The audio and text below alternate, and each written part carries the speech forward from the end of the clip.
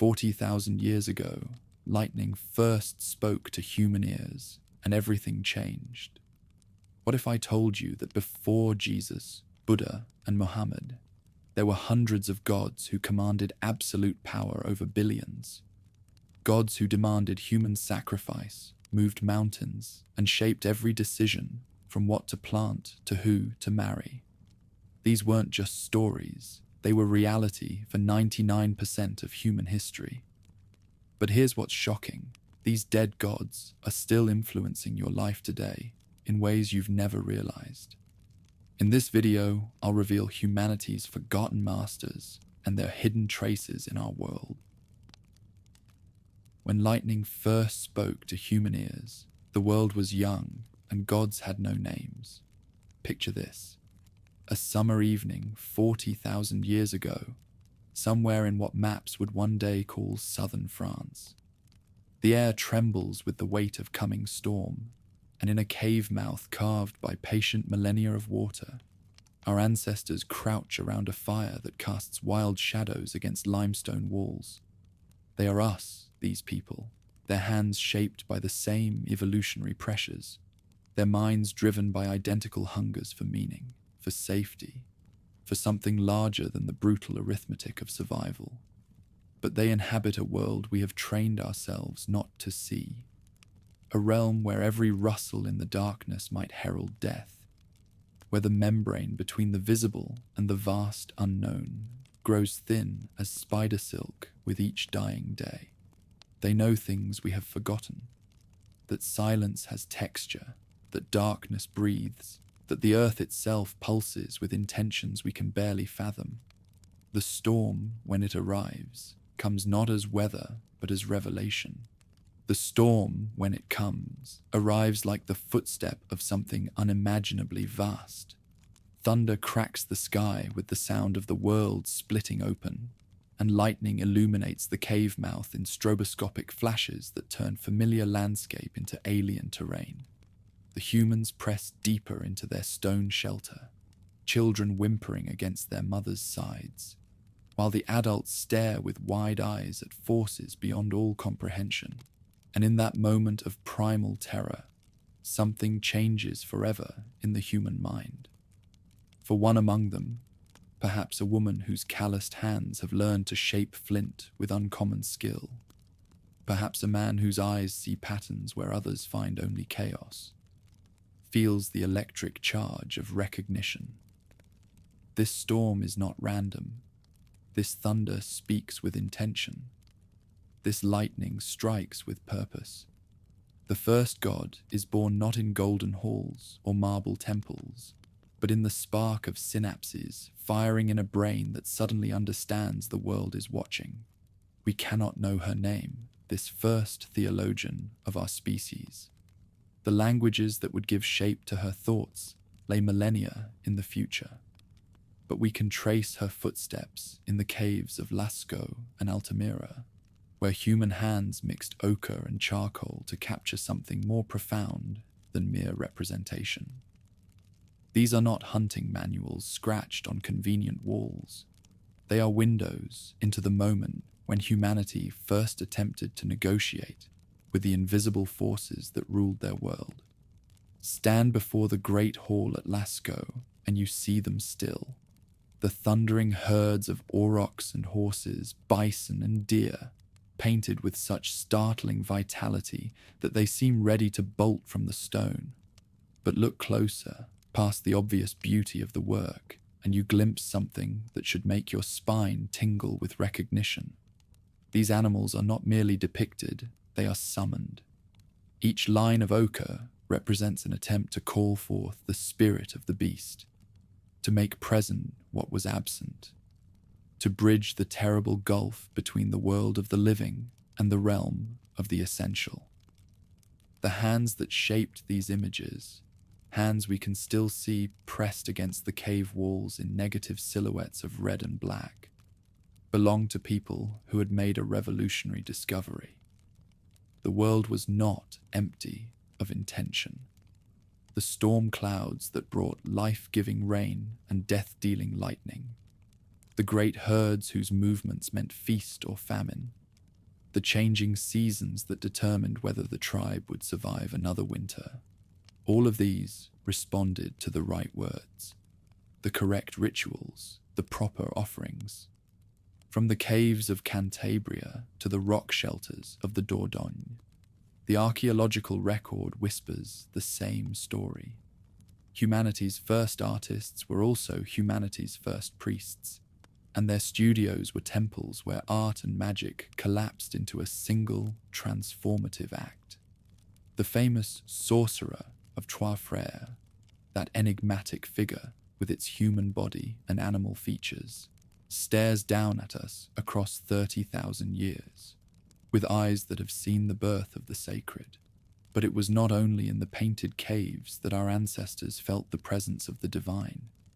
Deep in the bear caves of the Swiss Alps, archaeologists have uncovered arrangements of cave bear skulls so deliberate, so careful in their positioning, that no natural process could have created them.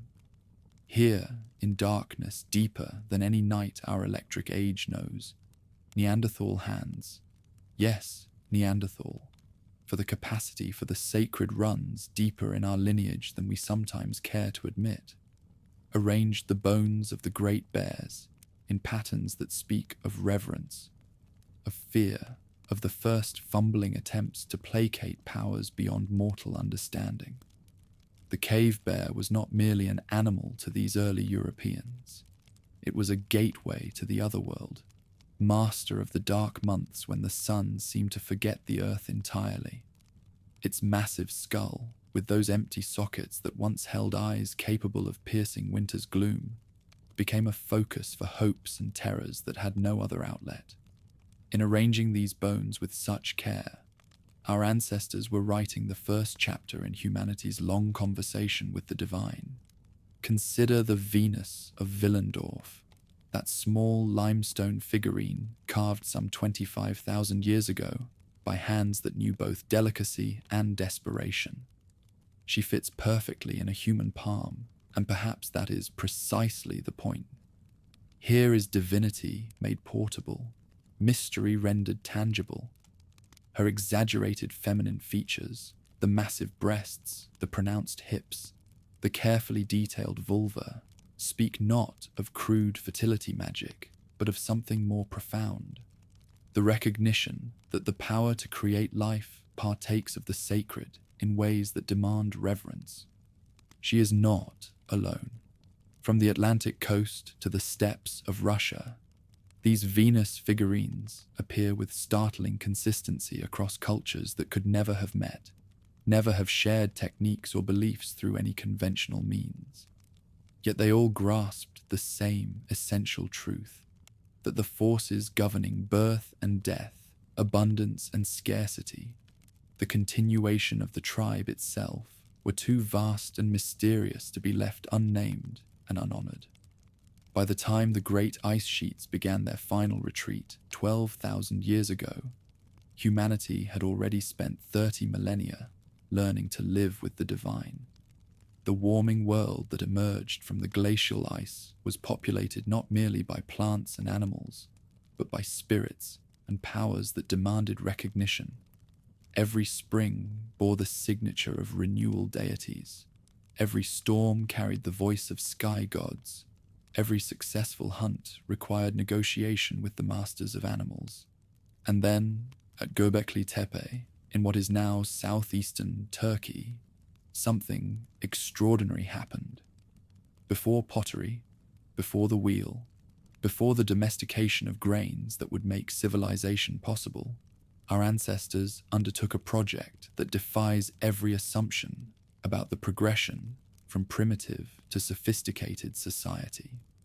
They built humanity's first temple, the massive T-shaped pillars of Göbekli Tepe, some weighing more than 10 tons, rise from the earth like frozen giants, carved with intricate reliefs of animals both real and fantastic, arranged in circular enclosures that suggest cosmic significance.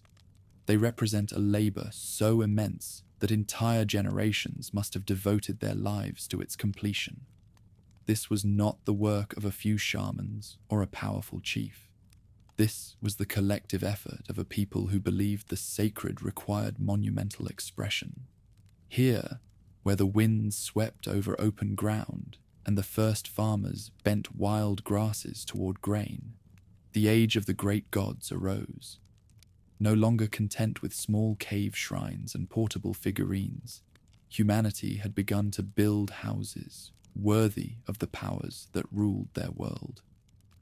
The thunder that once sent our ancestors cowering in limestone caves now had a temple where its voice could echo among worked stone pillars. The lightning that had birthed our first sense of the divine now had an altar where its power could be properly honored. The gods had found their earthly home. Soon, very soon, they would begin to speak in languages that would reshape the world. Between the Tigris and Euphrates, where the rivers ran thick with silt and promise, humanity learned to negotiate with gods who owned the very ground beneath their feet. 5,000 years ago, the marshlands of southern Mesopotamia began to sprout something the world had never seen: cities. Not the scattered settlements of farmers or the seasonal camps of herders, but true cities, places where thousands gathered behind walls, where specialists labored at crafts their grandfathers had never imagined, where the surplus of fertile earth allowed some humans the unprecedented luxury of thinking beyond mere survival. The Sumerians who built these first cities understood something that would shape civilization forever: that gods, like men, required houses. But unlike the portable deities of their nomadic ancestors, these new divine powers demanded residences that scraped the very belly of heaven. At Uruk, where the world's first true urban experiment took root beside the meandering Euphrates, the temple of Anu rose in stages from the flood-washed plain. Each generation of builders raised their offering higher, creating the stepped tower we now call a ziggurat, a mountain made by human hands, a staircase for gods who had grown too mighty to walk among mortals unannounced. From its summit, priests could survey the checkerboard of irrigated fields that stretched to every horizon, the intricate network of canals that carried the river's gift to barley and date palm alike. Anu, lord of heaven's vault, first among the divine assembly, claimed the highest platform. His was the realm of stars and storm winds, of celestial mechanics that governed the movements of moon and sun with clockwork precision. Below him, literally and figuratively, his son Enlil commanded the realm of air and weather, that crucial space between heaven and earth, where human prayers might catch celestial attention. And deeper still, in the sweet waters that bubbled up from underground springs, dwelt Enki, clever Enki, master of wisdom and crafts, who had taught humanity the arts that made civilization possible. But it was Inanna who commanded the deepest devotion and the most fearful reverence. She rose each evening as the planet we call Venus, blazing in the western sky like a jewel cast into deep water. She was love and war in the same breath, fertility and destruction wearing the same face. Her temple at Uruk housed rituals that would have scandalized later ages: sacred prostitution, where the act of love became communion with the divine; ceremonies where the boundary between flesh and spirit dissolved in ecstasy and blood. The priestesses who served Inanna understood what we have largely forgotten: that the force which creates life and the force which destroys it spring from the same source, that the goddess who grants fertility to field and womb is also the one who sends men mad with battle lust, who turns lover against lover and city against city. In her sacred marriage with Dumuzi, celebrated annually as the floods receded and the earth prepared for planting, they enacted the eternal cycle of death and renewal that governed all existence. These were not the distant, abstract deities that later ages would imagine. The gods of Sumer walked through their cities in daily procession, carried on litters by priests who knew their preferences in food and drink, their moods and appetites, their need for entertainment and flattery. They owned vast estates worked by human slaves, received tribute from vassal cities, engaged in commerce and diplomacy, like earthly rulers magnified beyond mortal scale. The Epic of Gilgamesh, inscribed on 12 tablets in the wedge-shaped script that gave name to cuneiform writing, tells us everything we need to know about how these early city dwellers understood their place in the cosmic order. Gilgamesh himself, 2/3 god, 1/3 mortal, ruled Uruk with the casual brutality of one whose divine blood exempted him from merely human concerns. He exercised his royal prerogative to sleep with every bride on her wedding night, worked his subjects to death building monuments to his own glory, treated the city as his personal possession to be used and discarded at will. Only when the wild man, Enkidu, challenged him to combat did something like conscience stir in the hero king's breast. Their friendship, born of mutual respect, earned through violence, deepened by shared adventures that took them to the cedar forests of Lebanon and the underworld itself, represented something revolutionary in the literature of power.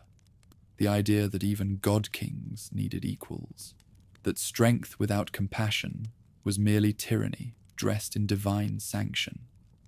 But when Enkidu fell, punished by the gods for killing the bull of heaven, Gilgamesh's reaction was raw and deeply human in its anguish. He abandoned his throne to wander the wilderness, seeking the secret of immortality from Utnapishtim, the Mesopotamian Noah who had survived the Great Flood. The obsidian tablets record his anguish with startling directness. For his friend Enkidu, Gilgamesh weeps bitterly, roaming the wilderness. Am I not like him? Will I lie down never to get up again? The answer, when it came, carried the weight of cosmic law. Mortality was the price of consciousness. Death the shadow that gave meaning to life. Even Gilgamesh, with his divine blood and heroic deeds, could not escape the fundamental human condition. The plant of eternal youth, when he finally grasped it in the depths of the Sweetwater Sea, was stolen by a serpent while he slept, a reminder that wisdom, like immortality, belongs ultimately to powers beyond human ambition. However, the most telling detail in the epic comes not from its cosmic themes, but from its mundane realities. The temple prostitutes who served Inanna were not merely sacred vessels, but skilled professionals who understood the arts of pleasure and conversation, who could civilize a wild man like Enkidu simply by sharing their bed and their bread.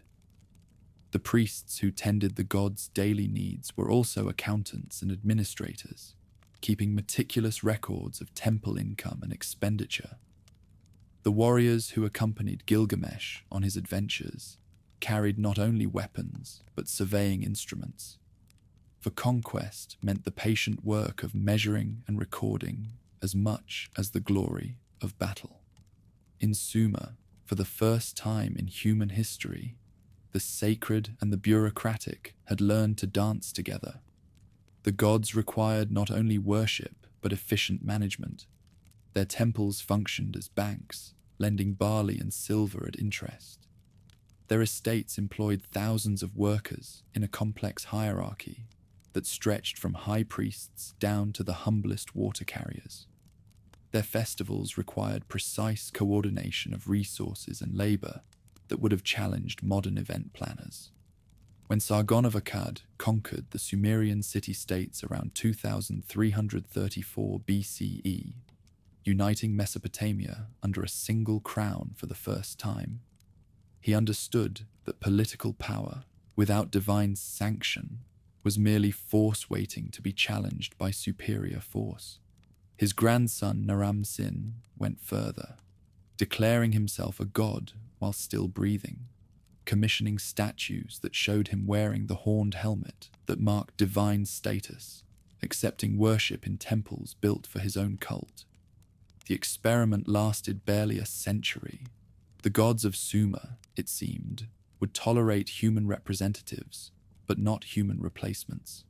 Barbarian invasions from the Zagros Mountains, famines that turned fertile fields to dust, rebellions that swept away the carefully constructed apparatus of empire, all testified to the dangers of claiming divine prerogatives without heavenly consent. Still, the precedent had been set. In the ruins of Akkadian ambition, a new power was already rising. Babylon, that gate of the gods, would soon learn to balance mortal rule with divine authority in ways that would reshape the ancient world. The rivers of Mesopotamia, flowing toward the Persian Gulf with their burden of sacred silt, carried with them the seeds of empires yet to be born. From the ashes of Sumer's scattered city-states, a new kind of power emerged, one that would teach the world how gods themselves could be conquered, transformed, and pressed into service of human ambition. When Sargon the Great swept down from Akkad around 2334 BC, his bronze-tipped spears carried more than military might. They bore a revolutionary understanding that the celestial order, like the political one, could be reshaped by those bold enough to grasp the levers of cosmic power.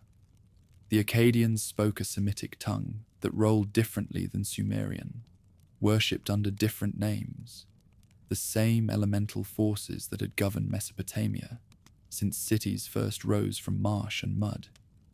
Yet in their hands, conquest became something more sophisticated than mere destruction. It became theological alchemy. The process was as elegant as it was ruthless. Akkadian scribes began the delicate work of mapping their pantheon onto Sumer's ancient hierarchy. Ishtar absorbed Inanna's temples and epithets, her sacred prostitutes and seasonal festivals, her dominion over love and war alike. The storm lord Adad claimed Enlil's mastery over wind and rain. Ea, the Akkadian water deity, stepped seamlessly into Enki's role as patron of wisdom and craft. But it was Sargon's grandson, Naram-Sin, who pushed this celestial diplomacy to its logical and catastrophic conclusion. The reliefs that survive from his reign still radiate megalomania after 4 millennia.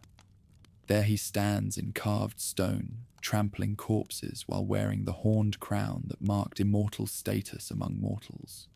His eyes, rendered with the stylized intensity that Mesopotamian artists reserved for deities, gaze out across conquered territories with the serene confidence of one who has transcended ordinary limitations of flesh and ambition. Naram-Sin declared himself a deity while his heart still beat, his breath still misted in winter air. Temples rose to receive his worship. Priests chanted litanies to his glory. Offerings poured in to sustain his earthly paradise. For a brief moment, humanity had apparently breached the wall between mortal and immortal, broken the celestial monopoly on eternity through bronze weapons and administrative genius. The gods, as it turned out, were not amused. What followed reads like cosmic retribution, scripted by a vengeful playwright. Barbarian tribes poured down from the Zagros Mountains, their war cries echoing off ziggurats that had never heard foreign tongues. Famine stalked the irrigated fields, turning Mesopotamia's green abundance to dust. The Akkadian Empire, which had seemed as permanent as the stars themselves, crumbled in less than a century, a reminder that celestial prerogatives remained ultimately beyond mortal reach. From this wreckage, Babylon emerged like a phoenix from theological ashes. The city possessed strategic advantages, position on the Euphrates, where trade routes converged, fertile hinterlands that could feed multitudes, architectural ambitions expressed in monuments of staggering scale. But Babylon's true genius lay in understanding what Akkad had not: that deities, like subjects, preferred negotiation to conquest, incorporation to replacement. Their solution was both clever and clear. Immortality wasn't for the king, but divine supremacy was granted to their chosen god. Marduk, originally a minor agricultural lord associated with fertility and justice, began his slow ascent to cosmic kingship through careful theological positioning and inspired mythological propaganda. At the heart of this effort stood the Enuma Elish, the Babylonian creation story that worked on many levels, as a tale of beginnings, a tool of statecraft, and a map of cosmic authority. In its 7 tablets, preserved in cuneiform that still bears marks of priestly precision, we witness the birth of a new kind of religious narrative, one that justified present power through cosmic precedent. The story unfolds with the stately inevitability of ritual drama. In the beginning, only Apsu, the freshwater ocean, and Tiamat, the salt sea, existed, their mingled waters giving birth to the first generation of immortals. But as these offspring multiplied and grew in power, their noise disturbed the primordial quiet. The solution seemed obvious: destroy the younger generation and restore primal silence. What followed was the universe's first theological coup. When Apsu moved against his descendants, Ea struck first, slaying the freshwater lord and establishing his throne atop the corpse. But Tiamat, maddened by grief, marshaled forces that dwarfed anything the younger powers could muster. She birthed an army of monsters, dragons with venomous breath, lion-headed eagles with bronze talons, serpents whose coils could crush mountains, and placed at their head Kingu, her new consort and champion. The younger generation trembled before this onslaught. Anu fled the battlefield, Enlil cowered behind storm clouds. Even wise Ea found his magic insufficient against chaos incarnate. Only Marduk, son of Ea, and possessor of 4 eyes that could see in all directions simultaneously, proved willing to face the primordial dragon queen. But the Storm Lord's heroism came with conditions that would reshape celestial politics forever. In exchange for facing Tiamat, he demanded recognition as supreme ruler of the Pantheon, with authority to decree fates and establish cosmic law. The desperate powers, faced with extinction, granted his terms without reservation. The battle itself reads like a Stormfront-made narrative. Marduk armed himself with winds and lightning, filled his body with flame, crafted a net to entangle his enemy's limbs. When Tiamat opened her jaws to devour him, he drove wind down her throat until her belly swelled, then split her with an arrow that found the gap between her ribs. From Tiamat's corpse, the victor crafted the cosmos itself. Her skull became heaven's vault, her eyes the sources of the Tigris and Euphrates, her tail the Milky Way stretched across night's darkness.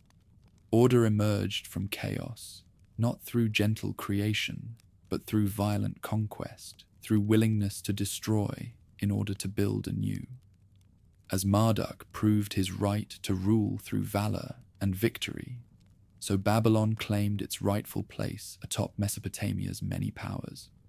Just as the dragon slayer's authority derived from facing what others feared, so the Babylonian king ruled by sacred mandate, rather than mere human ambition. Under Hammurabi, who reigned from 1792 to 1750 BC, this theological revolution found its most sophisticated expression. The great law code that bears his name begins not with legal precedent, but with celestial authorization. The Storm Lord himself has chosen Hammurabi to establish justice, to protect the weak from the strong, to ensure that order prevails over chaos in human affairs, as it does in cosmic ones. The laws themselves, carved in cuneiform on black stone pillars throughout the kingdom, covered everything from property disputes to criminal punishment. But their innovation lay not in content, many codified existing customs, but in their claim to transcendent authority. These were not merely royal decrees subject to royal whim, but sacred commandments that partook of the same cosmic legitimacy established through victory over chaos. Babylon's architectural ambitions kept pace with theological pretensions. The Hanging Gardens recreated paradise within city walls through engineering that bordered on the miraculous. Terraced gardens rose in ascending levels, their exotic plants sustained by bronze pipes carrying Euphrates water to heights where no river had ever flowed. But it was the great Ziggurat Etemenanki, the Tower of Babel from Hebrew memory, that most perfectly embodied Babylonian ambition. Rising nearly 300 feet above the river plain, its 7 levels painted in colors corresponding to celestial spheres, it served as both stairway to heaven and cosmic map rendered in kiln-fired brick. Though Babylon stood in full glory under Nebuchadnezzar, the beginnings of its decline were already stirring beyond its borders. Persian armies were massing beyond the Zagros Mountains, guided by new theological insights that would prove as revolutionary as Marduk's conquest of Tiamat. The wheel of empire, like the wheel of heaven, never ceased its turning. Along the green ribbon of the Nile, where black earth met red desert in a line sharp as a bronze blade, the ancient Egyptians discovered something their Mesopotamian contemporaries had never imagined: that death, properly managed, was merely another form of life. The great river that gave birth to this civilization carried more than silt in its annual flood. It bore the promise of resurrection itself. Each year the waters rose to drown the land in fertile mud. Each year they receded to reveal fields bursting with grain. Each year the cycle repeated with astronomical precision that seemed to prove the cosmos itself was governed by principles of renewal rather than entropy. From this fundamental insight flowed a theology so sophisticated, so perfectly adapted to the rhythms of Nilotic life, that it would endure for 3 millennia without fundamental alteration. Where other civilizations saw the afterlife as a pale shadow of earthly existence, the people of the Nile beheld it as the culmination of all earthly existence striving, a realm where the worthy dead enjoyed pleasures that made mortal happiness seem like a child's crude sketch of adult desire. Ra, the Sun Lord, established the pattern. Each dawn he emerged from the eastern mountains in his solar bark, sailing across heaven's blue expanse with a crew of loyal deities. Each evening he descended into the western realm of the dead, there to battle the serpent Apophis through 12 hours of darkness before emerging victorious to light another day. The pharaohs understood their role in this cosmic drama with crystalline clarity. They were literal incarnations of Horus, the falcon-headed son of Osiris, charged with maintaining Ma'at, that untranslatable concept encompassing truth, justice, balance, and cosmic order, all braided into a single golden thread.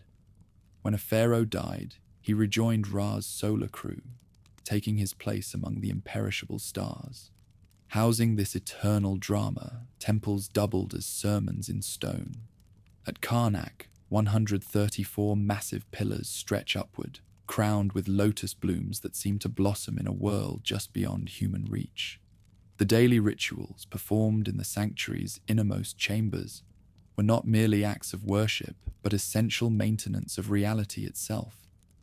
Priests understood their responsibilities with bureaucratic precision, following papyrus scrolls that detailed exact sequences of prayers and offerings, proper times for various ceremonies, consequences of any deviation from established practice.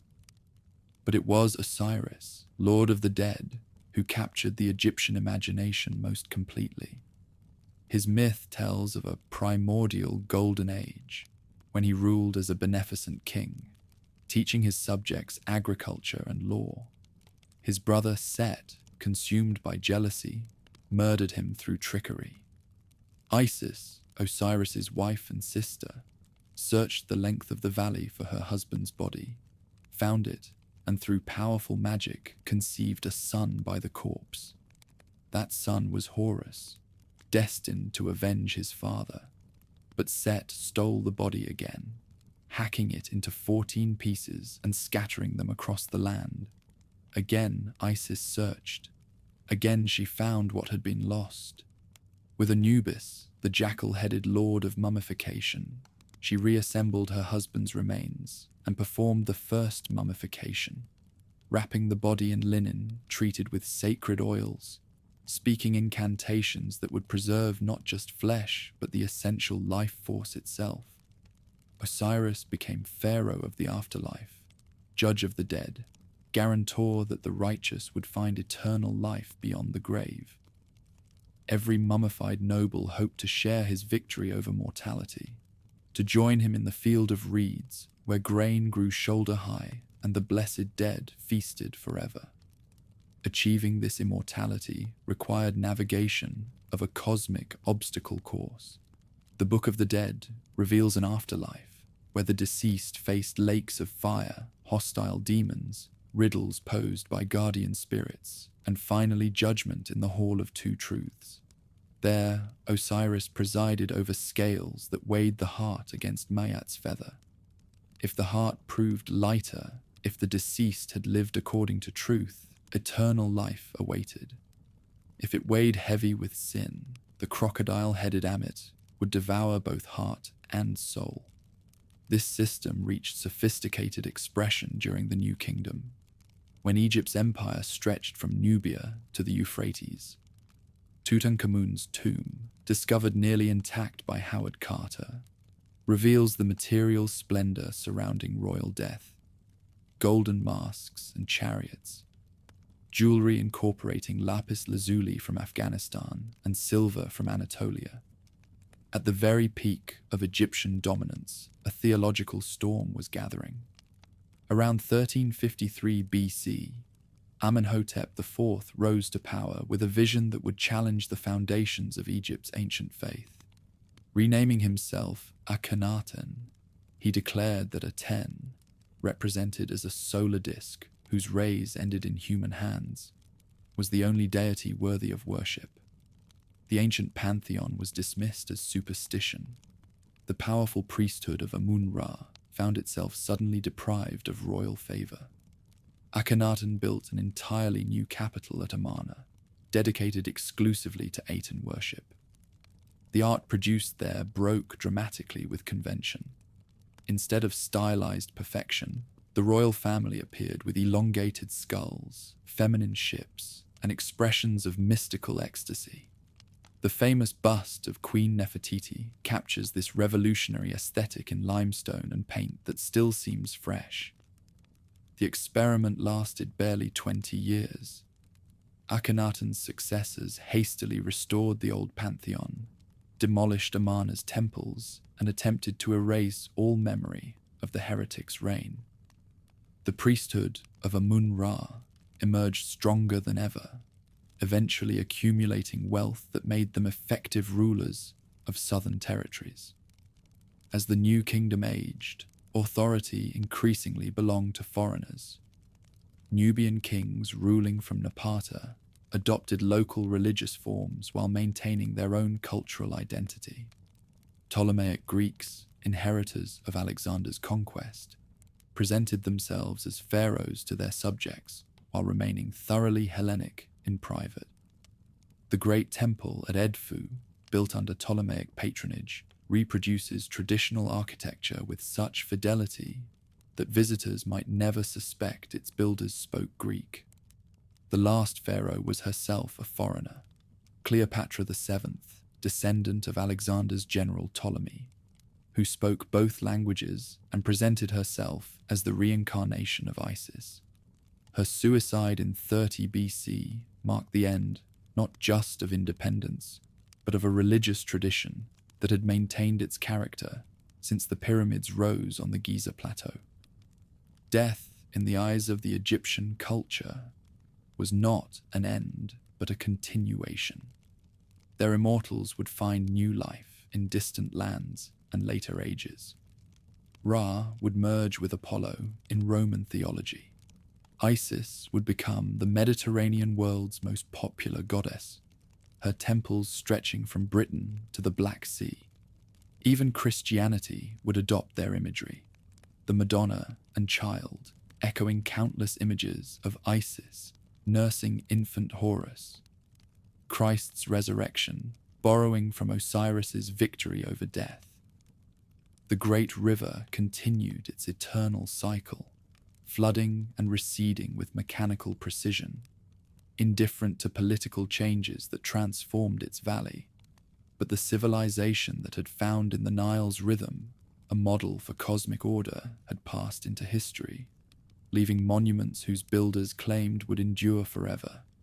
And monuments, unlike mortals, sometimes keep their promises. 2 waves of the sacred rose from the vast river valleys of the Indian subcontinent, divided by a millennium and shaped by shifting cultures, yet ultimately flowing together into one of the world's most lasting spiritual traditions. Along the Indus and its tributaries, around 2500 BC, flourished cities whose sophistication would not be matched in the subcontinent for another millennium. Harappa and Mohenjo-Daro rose from the fertile plains, like mirages of urban planning. Streets laid out in perfect grids, elaborate drainage systems that channeled waste with Roman efficiency, public baths that suggested ritual purification on a massive scale. Among the artifacts these cities have yielded, one image appears with haunting frequency. A figure seated in what yogis would recognize as the lotus position, surrounded by animals in poses of reverence or submission.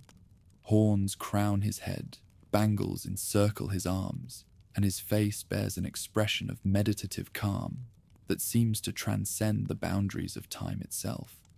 Often called the Proto-Shiva, the figure invites caution. It's easy to cast later beliefs onto these ancient stones, interpreting worn seals through the lens of traditions that came long after the Indus script fell silent. What remains certain is his clear importance. His frequent presence on seals and amulets points to a central role in the spiritual life of a lost civilization. Other symbols crowd the Indus Valley archaeological record, with mute testimony to spiritual concerns. Bull figurines that speak of fertility cults, goddess figures whose prominent sexual characteristics echo the Venus figurines of Ice Age Europe, fire altars that suggest elaborate sacrificial rituals. Sacred trees appear frequently, their branches sheltering figures in poses of worship or meditation. Around 1500 BC, this mature civilization vanished with a completeness that still puzzles scholars. Climate change may have dried the rivers that sustained urban life. Seismic activity might have disrupted the elaborate waterworks, or social upheaval could have shattered the networks that held these cities together. Whatever the cause, by the time new peoples arrived in the subcontinent, the great cities had already fallen to ruin. Those newcomers called themselves Aryans, noble ones, and they brought with them a pantheon as different from the Indus deities as summer lightning from winter snow. Where the earlier civilization had celebrated the meditative and the mystical, these Indo-European warriors honored forces of cosmic violence. Indra, the storm lord, whose thunderbolt Vajra split mountains and slaughtered demons by the thousands. Agni, the fire god, whose flames consumed sacrificial offerings and carried prayers to celestial realms. Varuna, keeper of cosmic law, whose 1,000 eyes missed no oath broken, no duty shirked. Indra dominated this early pantheon with the swagger of a divine warlord. His battles against the demon Vritra, who had imprisoned the world's waters in mountain caves, provided the template for countless later myths of cosmic conflict. When Indra's Vajra shattered Vritra's defenses, the released floods carved the valleys where mortal tribes would pasture their cattle and horses. Every thunderstorm echoed his victory. Every rainbow bore witness to his triumph over the forces of drought and darkness. Fire held special significance for these Vedic peoples, whose sacred literature, the four Vedas, composed between 1500 and 500 BC, preserves some of humanity's oldest religious poetry. Agni was simultaneously the physical flame that consumed offerings and the divine messenger who carried those offerings to other immortals. Without fire, no sacrifice could succeed. Without sacrifice, the cosmic order itself would collapse into chaos. A complex web of ritual practices evolved to support these beliefs. Priests who had memorized thousands of Sanskrit verses could perform ceremonies lasting days or even months.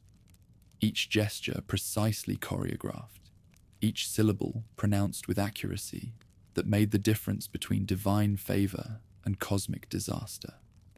A single mispronounced word could ruin an entire ceremony, sending the patron's hopes up in smoke, more literal than metaphorical. Among the most elaborate of these rituals was the Ashvamedha, or horse sacrifice, which transformed regional chieftains into universal emperors. A perfect stallion, often white as mountain snow, would be released to roam freely for a full year.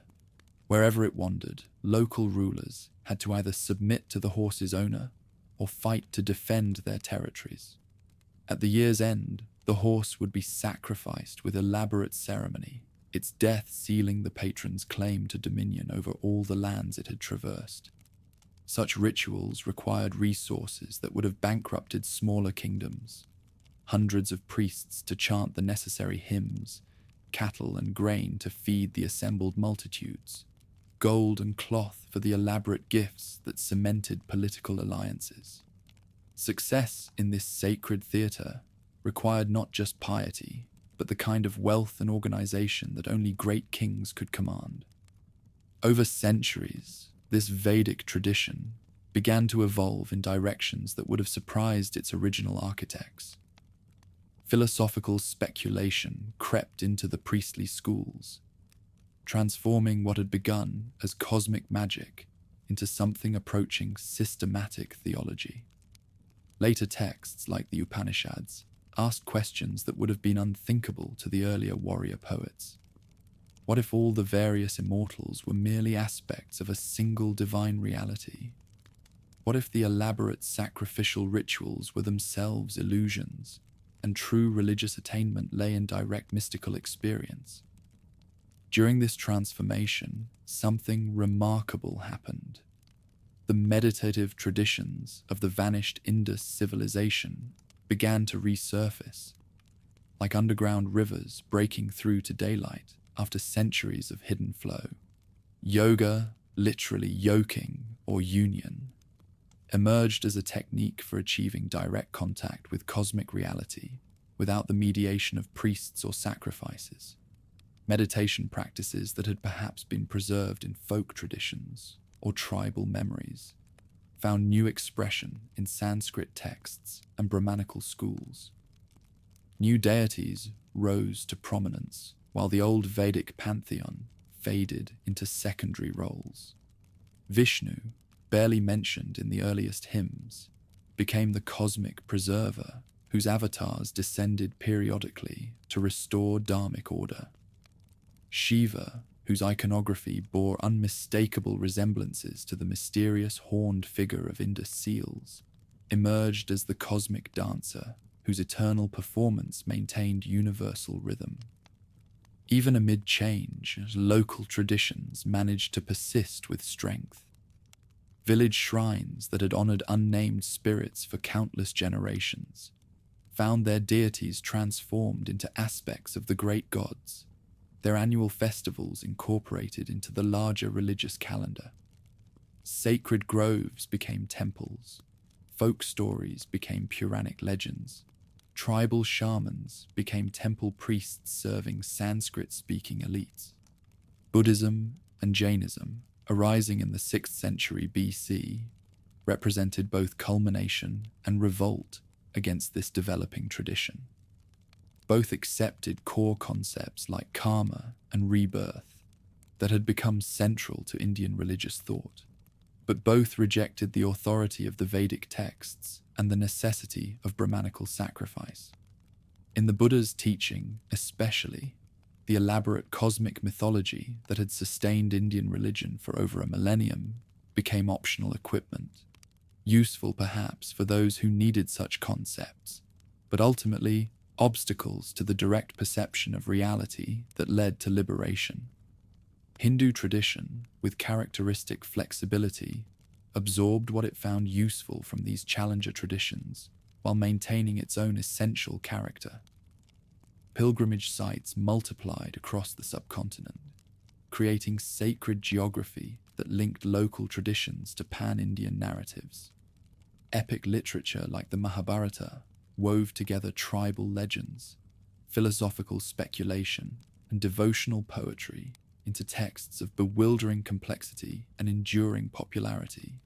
By the time Muslim armies began arriving in northern India during the 11th century AD, they encountered not a single organized religion, but a vast ecosystem of interconnected traditions, Vedic sacrifice and tantric ritual, philosophical speculation and ecstatic devotion, village folk religion and courtly theological sophistication. This diversity, which had been Hinduism's great strength in absorbing and transforming countless local traditions, would prove both asset and liability in confronting challenges from beyond the subcontinent's cultural boundaries. Ancient fires still burned in village temples, tended by priests whose ancestors had memorized the same Sanskrit syllables for 3,000 years. But the world those fires had been lit to serve was changing in ways the original fire kindlers could never have imagined. In the highlands of Anatolia, where Europe met Asia across landscapes of wind-carved stone, the Hittites forged an empire from storm cloud and bronze, creating a pantheon that would echo through centuries in the thunder of distant wars. Sometime around 1700 BC, Indo-European tribes came down from the northern steppes into the rich river valleys of today's Turkey, carrying with them gods as fierce and awe-inspiring as the peaks where they built their sanctuaries. Unlike the river-nurtured civilizations of Egypt and Mesopotamia, these Anatolian conquerors built their sacred geography on heights where sky touched earth with violent intimacy. Teshub commanded their devotion above all others. The weather god, whose hammer cracked clouds, and whose voice was the thunder that rolled across highland plateaus. His sacred animal was the bull, that symbol of fertility and fury which had captured human imagination since the painted caves of Lascaux. Bronze figurines show him standing triumphant on a bull's back, lightning bolt raised to strike, his conical cap marking him as king among the divine powers. But Anatolia had been sacred to others before the newcomers arrived. Hurrian peoples, whose language bore no kinship to any known family, had established sophisticated religious traditions that the conquerors found too powerful to simply sweep aside. Instead, they practiced theological diplomacy, weaving Hurrian deities into their own pantheon with the same pragmatic skill they displayed in absorbing conquered territories. From this synthesis emerged a mythology that would ripple across the ancient world. The Hurrian tale of Kumarbi, who castrated his father Anu and became pregnant with the storm god, provided a template that would later appear in Hesiod's account of Kronos devouring his children and Zeus overthrowing the Titans. Even in antiquity, stories traveled along trade routes as readily as amber and tin. Central to Anatolian religious imagination was the eternal struggle between order and chaos, embodied in the weather god's cosmic battle against the serpent Iluyanka. Each spring, as snow melted in the highlands and streams swelled with runoff, priests would recite the sacred narrative that explained why the rains came. Teshub had once again defeated the drought demon, liberating the waters that gave life to field and pasture. Different versions of this myth survive in imperial archives, each adapted to specific ritual occasions. In one, Illuyanka steals the storm god's heart and eyes, leaving the world barren until a mortal hero helps the weather god recover these essential organs. In another, the divine warrior's son marries Illuyanka's daughter, using this family connection to accomplish through guile what force alone could not achieve. Such variations suggest not confused traditions, but sophisticated theology that could adapt its narratives to different audiences and purposes. In the kingdom, the king's authority was bound tightly to the sacred. Kings were not merely political leaders, but high priests whose proper performance of sacred duties maintained cosmic order. When Murzili II faced a plague that devastated his realm, he did not simply dispatch armies or summon physicians, but composed lengthy prayers, asking the immortals to reveal what offense had brought this calamity upon his people. At the heart of Hattusa, the capital, the sacred monarchy, took physical form in sprawling temple complexes that shaped the city itself. These weren't isolated buildings, but expansive compounds filled with priests, artisans, and officials.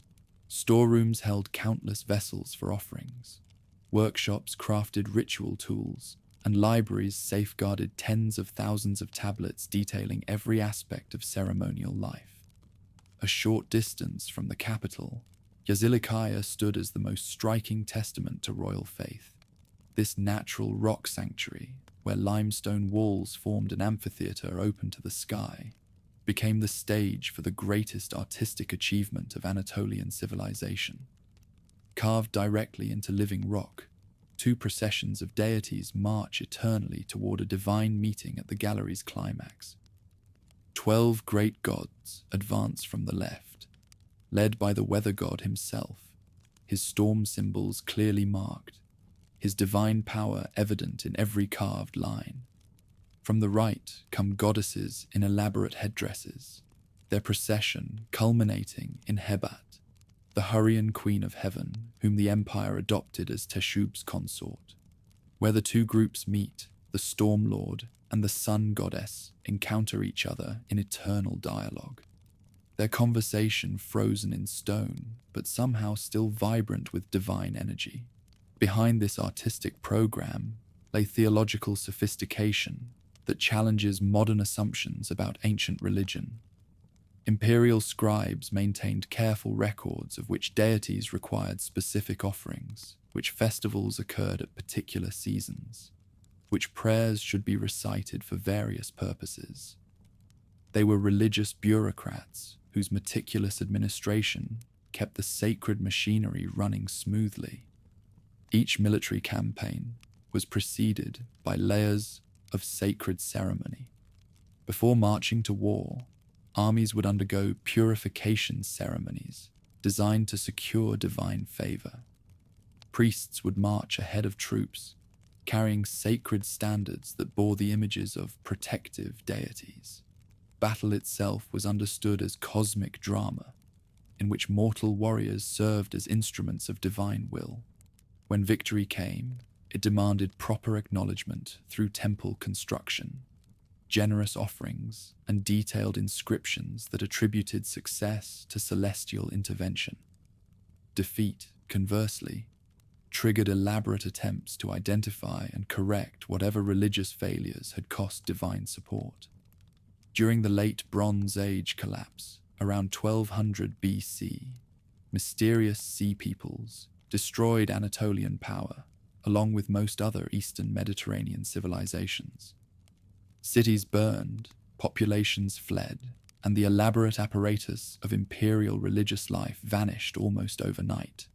But the storm gods of Anatolia proved more durable than the kingdoms that had worshipped them. Scattered communities preserved fragments of the old traditions, local rulers continued to style themselves as servants of the weather god, maintaining simplified versions of ancient ceremonies. Aramean and Neo-Hittite states that emerged from the imperial ruins kept alive theological concepts that would eventually find new expression in different languages and contexts. Roman legions marching through Anatolia centuries later encountered Jupiter Dolichonus, a storm god whose iconography clearly descended from ancient Teshub. Standing on a bull, wielding thunderbolt and axe, this deity attracted devotion from soldiers who recognized in him the same martial qualities they sought to embody. Mystery religions centered on Dolichonus spread throughout the Roman Empire, carried by military units that established temples from Britain to the Black Sea. Even Christianity absorbed elements from this Anatolian heritage. Paul of Tarsus, preaching in cities where the weather god had once received sacrifice, used metaphors of divine judgment that echoed ancient storm lord imagery.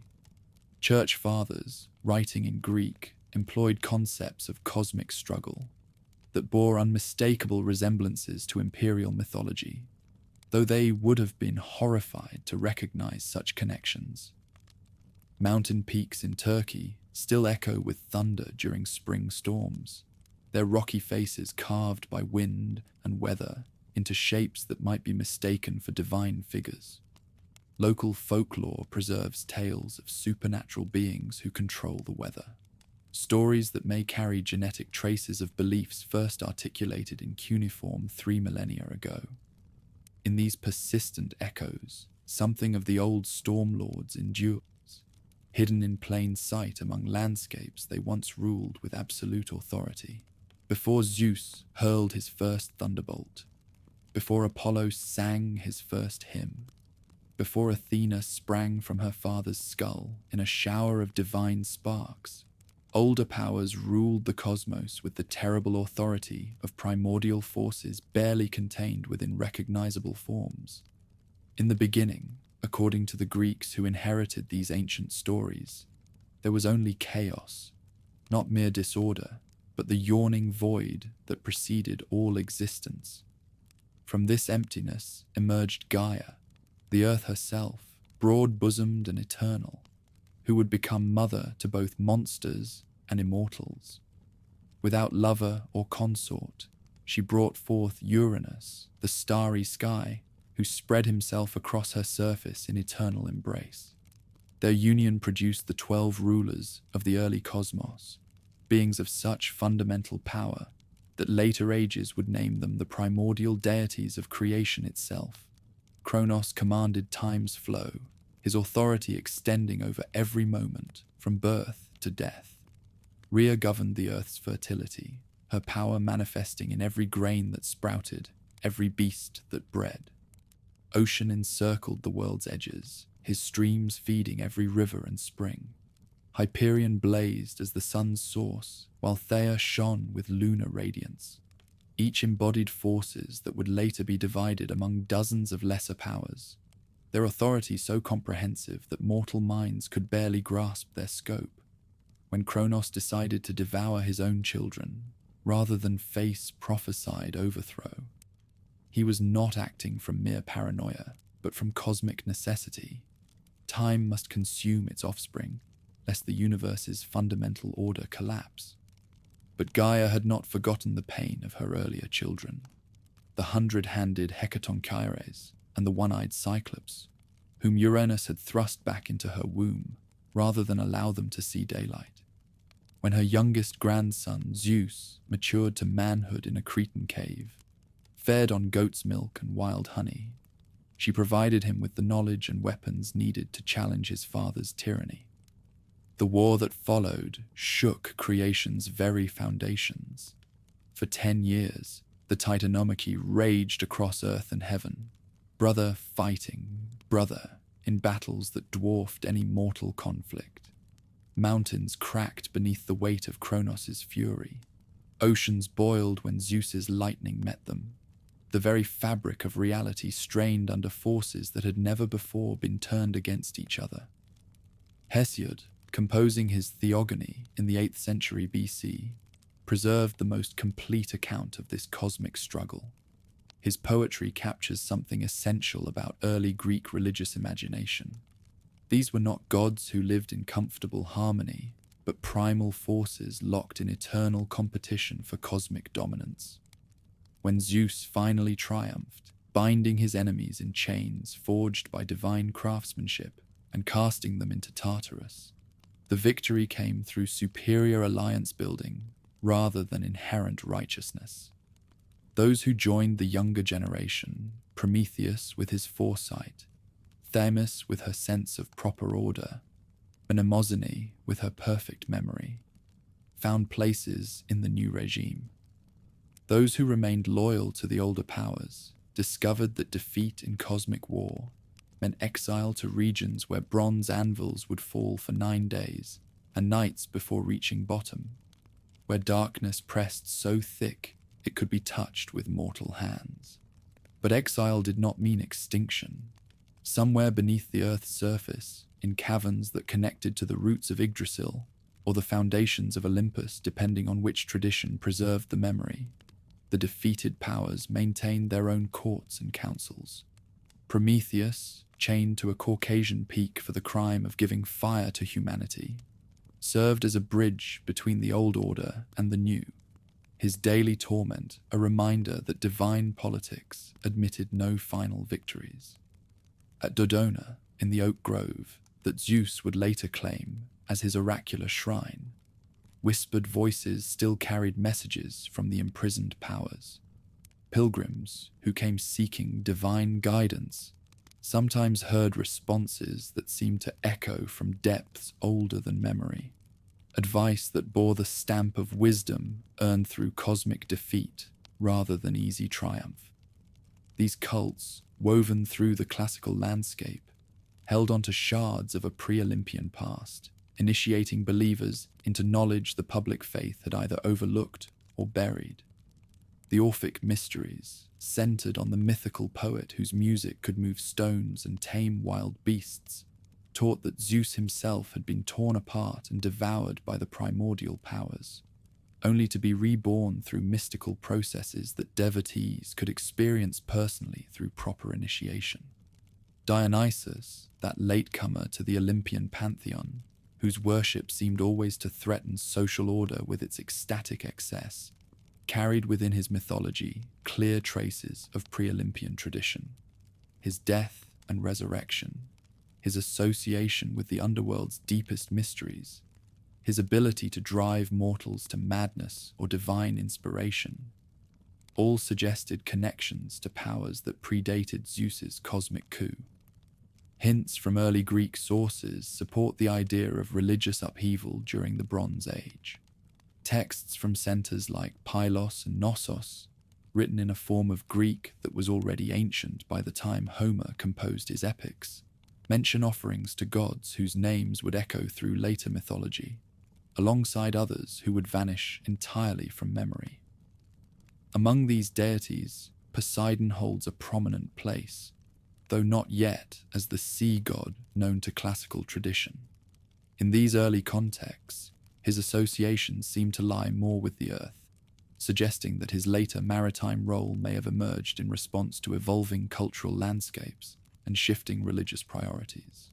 Cretan's sacred sites, occupied continuously from Minoan times through the classical period, show layers of religious practice that suggest gradual transformation rather than sudden replacement.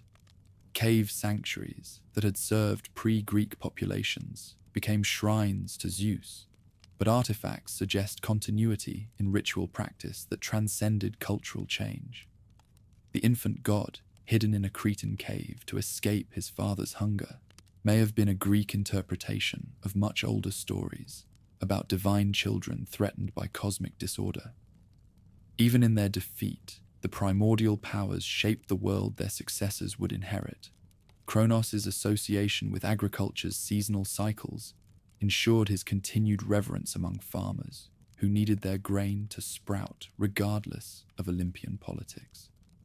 Rhea's connection to maternal protection made her too valuable to abandon entirely, and she found new roles as guardian of Zeus's infancy and protector of other divine children. Prometheus became perhaps the most complex figure in this theological transition, simultaneously the greatest criminal in Zeus's court and humanity's greatest benefactor. His theft of fire from the celestial hearth and gift of it to mortals represented not mere rebellion, but a fundamental challenge to the distribution of cosmic power. That fire enabled all human arts and sciences, transforming naked apes into tool-using, culture-creating beings capable of building cities and composing poetry. The eagle that tore daily at Prometheus's liver, regrowing each night only to be devoured again, embodied more than divine cruelty. It represented the tension between innovation and order, between the desire to transcend natural limitations and the dangers inherent in such transcendence. Every human achievement, from the first bronze blade to the highest philosophical speculation, reenacted Prometheus's crime of stealing power that belonged properly to higher authorities. When classical Greeks gathered for their great festivals, celebrating Zeus's victory with processions and sacrifices, hymns and athletic competitions, they were simultaneously commemorating and containing forces that could never be fully conquered. In every thunderclap that interrupted their ceremonies, in every earthquake that shook their temples, in every prophetic dream that visited their sleep, the primordial powers announced their continuing presence in a world that had supposedly moved beyond them. A new divine regime rose in the wake of the Titanomachy, one destined to rule the imagination for generations, yet always shadowed by the powers it had cast down. Zeus claimed the sky as his domain, wielding thunderbolts forged by grateful cyclopes in the depths of divine workshops. His brothers divided the remaining cosmos between them, Poseidon taking dominion over seas and earthquakes, Hades ruling the shadowy realm of the dead. Their sisters became queens of marriage, harvest, and hearth, each governing aspects of existence that touched every mortal life from birth to grave. But the new regime faced challenges that cosmic victory alone could not resolve. Local populations throughout the Greek world maintained allegiances to deities whose worship predated Zeus's supremacy by centuries. River spirits who had received offerings since time immemorial did not simply vanish because Olympian politics had shifted. Mountain nymphs whose blessing ensured safe passage through dangerous terrain continued to demand recognition, regardless of changing theological fashions. The solution developed by Greek religious tradition was characteristically pragmatic: absorption rather than elimination. Local deities found themselves incorporated into extended divine families, their independence preserved through genealogical fiction. A river god might become Zeus's son by a mortal woman. A mountain spirit could be reimagined as one of Artemis's hunting companions. Such arrangements preserved existing cult sites, while acknowledging new political realities. Apollo's rise to prominence illustrates this process perfectly. Originally associated with plague and purification among the Dorians who invaded Greece around 1100 BC, he gradually acquired attributes that made him one of the most complex figures in the classical pantheon. Music and poetry became his domain, along with prophecy, healing, and the rational order that distinguished civilized life from barbarous chaos. At Delphi, site of the most prestigious oracle in the ancient world, Apollo's priestess delivered cryptic pronouncements that guided kings and commoners alike through life's most crucial decisions. But Delphic tradition preserved memories of earlier occupants.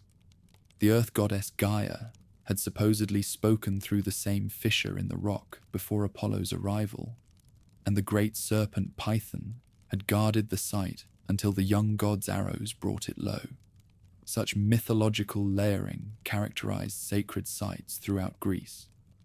Eleusis, where Demeter taught humanity the arts of agriculture and promised initiates blessed afterlife among the eternal grain fields, had been holy ground since Mycenaean times. The goddess's daughter, Persephone, whose annual return from Hades triggered spring's arrival, may have absorbed the identity of earlier underworld deities, whose names had been forgotten when new peoples brought different languages to familiar landscapes. Hidden within the rites of the mystery cults, remnants of earlier traditions endured beyond the reach of official suppression. The Dionysiac mysteries, with their promise of personal communion with divine forces, offered experiences that formal temple worship could not match.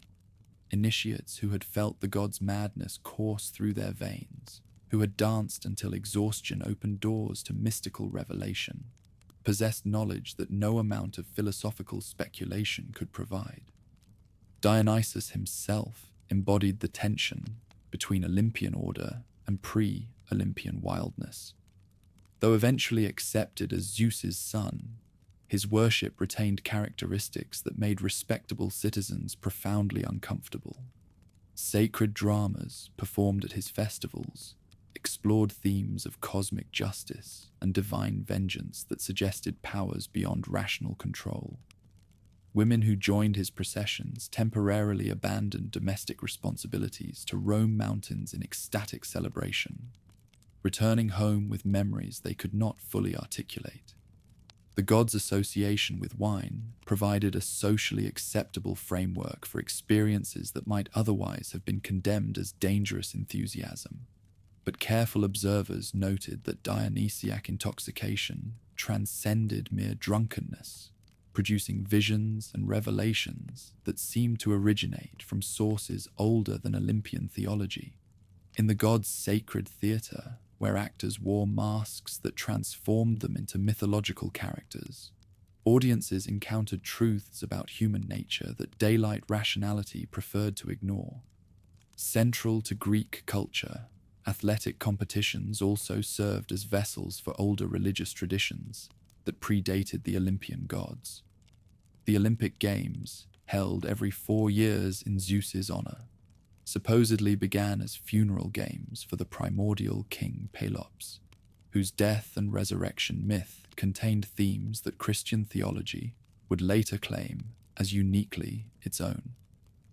Victors received olive crowns from trees that Heracles had supposedly planted after completing his labors, connecting contemporary achievement to legendary exploits that predated recorded history.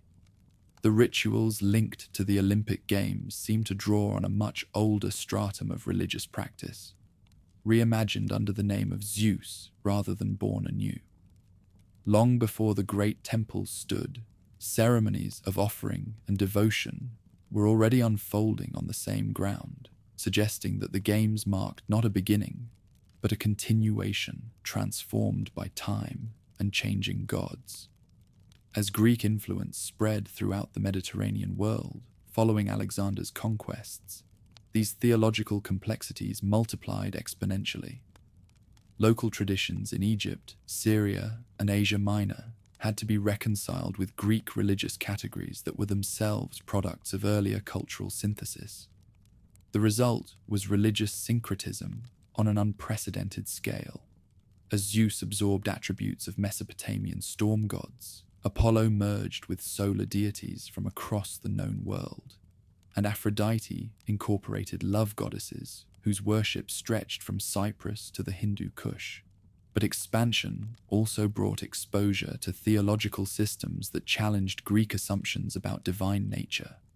Persian dualism, which portrayed cosmic history as eternal struggle between good and evil forces, offered alternatives to the Greek model of squabbling, anthropomorphic deities who resolved disputes through superior force. Egyptian mystery religions promised personal immortality through initiation into secrets that Olympian worship could not provide. Roman conquest of the Greek world created new complications for traditional theology. The Romans, with characteristic pragmatism, identified their own deities with Greek counterparts while preserving distinctively Roman religious practices. Jupiter absorbed Zeus's mythology while maintaining his original character as an Italian sky god. Venus incorporated Aphrodite's attributes while retaining her ancestral role as protector of the Roman people. During this period of cultural fusion, voices began questioning whether the traditional pantheon adequately represented divine reality. Philosophers like Cicero argued that the anthropomorphic gods of popular religion were merely allegorical representations of natural forces or moral principles. Mystery cults attracted increasing numbers of devotees, seeking more personal relationships with divine powers than public temple worship provided. What philosophy had challenged and the mystery cults had eroded, Christianity would eventually replace entirely as it rose to dominance in the Roman Empire. But even as bishops ordered the destruction of pagan temples and the silencing of oracular sites, elements of the older traditions found new expression in Christian contexts. Saints absorbed the functions of local deities. Church festivals coincided with ancient sacred seasons, and popular devotion continued to seek divine intervention in matters that had concerned worshippers since prehistoric times. The Olympian gods, despite their literary immortality in works by Homer and Virgil, had proven as vulnerable to historical change as their predecessors. Their reign, which had seemed eternal to those who built marble temples in their honor, became merely another chapter in humanity's long conversation with powers beyond mortal comprehension. In the frost-bitten lands beyond the Roman frontier, where Aurora Borealis painted the winter sky in sheets of green fire, Germanic peoples forged a mythology as harsh and beautiful as the landscapes that shaped their imagination. Unlike the sun-blessed civilizations of the Mediterranean, where gods promised eternal prosperity and cosmic order, the northern tribes understood that even divine power had limits. Their theology was built on a foundation of cosmic pessimism, the knowledge that all things, including the immortals themselves, must eventually face destruction in the great burning that would consume the 9 worlds. Odin commanded their devotion not through promises of paradise, but through his relentless pursuit of wisdom, no matter the cost. The All-Father had sacrificed his eye to drink from Mimir's well of knowledge, hanged himself from Yggdrasil's branches for 9 days and nights to learn the secrets of runic magic, traded away pieces of his divine nature in exchange for understanding that would make him worthy to lead the gods in their final battle. His ravens, Hugin and Munin, thought and memory, flew across all 9 realms each day, returning at evening to whisper intelligence in their master's ears. His 8-legged horse, Sleipnir, could carry him between worlds with the speed of winter wind. His spear, Gungnir, never missed its target, and his hall Valhalla received the slain warriors who would fight beside him when Ragnarok's trumpets sounded across the dying cosmos. But Odin was no serene ruler dispensing justice from a marble throne. He was the god of poets and madmen, of battle fury and divine inspiration, of the gallows and the storm. Warriors who dedicated themselves to his service might receive supernatural strength in combat, entering the berserker trance that made them terrible as wounded bears, unstoppable as wildfire consuming dry timber. Thor provided a different model of divine heroism, straightforward where his father was devious, honest where the All-Father was deceptive, beloved where Odin inspired fearful respect. His hammer Mjolnir had been forged by dwarven smiths in the world's deep places, its power sufficient to level mountains or crack the skull of the world serpent that encircled Midgard in the ocean's depths. The thunder god's wagon, drawn by 2 goats whose names meant Toothgrinder and Gaptooth, rumbled across the sky whenever storms gathered above the northern lands. His red beard bristled with contained lightning, His iron gloves could grasp weapons too powerful for bare divine flesh to hold, and his belt doubled his already prodigious strength when battle demanded superhuman effort. Common farmers loved Thor in ways they never loved his more complex father. The thunder god protected human settlements from the giants who dwelt in the eastern wastelands, his hammer striking down frost demons who would otherwise destroy the growing grain. When Christian missionaries later arrived in Scandinavia, they found Thor's popularity among rural populations the greatest obstacle to their evangelical efforts. Freya brought a different kind of power to the northern pantheon, mistress of cider magic, that web of fate-weaving and spirit-binding that could reshape reality according to feminine will. Half the battles slain went to her hall Sessrumnir rather than Odin's Valhalla, and her claim to them took precedence over the All-Father's desire for warriors. She wept tears of gold when separated from her beloved, rode a chariot pulled by cats, and wore the Brisingamen necklace whose beauty surpassed all earthly treasures. Cider magic, which Freya had taught to the other gods despite Odin's initial resistance, operated through principles that male-dominated warrior culture found deeply unsettling. It involved manipulation rather than direct confrontation, worked through networks of relationship and obligation rather than individual heroics, achieved its goals through patient weaving of circumstance rather than dramatic displays of force. The cosmology that contained these divine figures was both magnificent and terrifying in its scope. Yggdrasil, the world tree, connected 9 realms through its roots and branches. Asgard, where the gods held court. Midgard, where humans struggled against hostile forces. Jotunheim, where giants plotted the gods' destruction. Hell, where the dishonored dead endured cold eternity. And 5 other worlds housing elves, dwarves, and entities whose nature defied easy categorization. But this cosmic structure was inherently unstable. Ragnarök, the doom of the powers, would inevitably arrive, preceded by signs that careful observers could already detect. Winters would grow longer and harsher. Brothers would kill brothers. The bonds holding dangerous entities in check would weaken and finally snap. The wolf Fenrir would devour Odin. The world serpent would poison Thor, even as his hammer crushed its skull. And fire would consume everything that mortals and immortals had built together. In pre-Christian Sweden, Uppsala stood as the most revered center of worship, where ritual practice reflected theological ideas that would later appall Christian observers.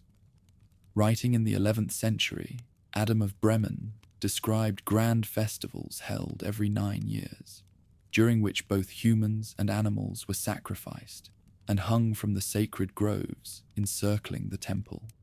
Statues of Odin, Thor, and Freya, adorned with golden chains, stood at the heart of the rites, as priests carried out ceremonies meant to secure divine favor for the agricultural cycle ahead. The conversion of Scandinavia to Christianity proved a centuries-long struggle, precisely because traditional religion offered psychological resources that the new faith could not match. When King Olaf Tryggvason attempted to force conversion on his subjects around 1000 AD, he encountered resistance rooted in theological convictions rather than mere cultural conservatism. Common people understood that the old gods, whatever their limitations, had been tested by countless generations of ancestors who had survived war, famine, and plague under their protection. The new deity might promise eternal salvation, but had he proven himself in the specific challenges that northern life presented? Could Christ's followers summon the berserker fury needed to survive Viking raids, or the cider magic necessary to heal livestock during harsh winters? Even after official conversion, Germanic religious concepts persisted in forms that church authorities found impossible to eliminate entirely. The Wild Hunt, Odin's ghostly procession across winter skies, became associated with various Christian saints, but retained its essential character as a supernatural force that demanded respect and offerings. Runic inscriptions on church walls throughout Scandinavia suggest that traditional magic continued alongside Christian prayer, in contexts where survival trumped theological purity. The final pagan temple at Uppsala burned in 1090 AD, but the gods it had housed proved more durable than the wooden structures that had sheltered their worship. Snorri Sturluson, writing his Prose Edda in 13th century Iceland, preserved mythological narratives that retained their power to inspire even after their religious context had officially vanished.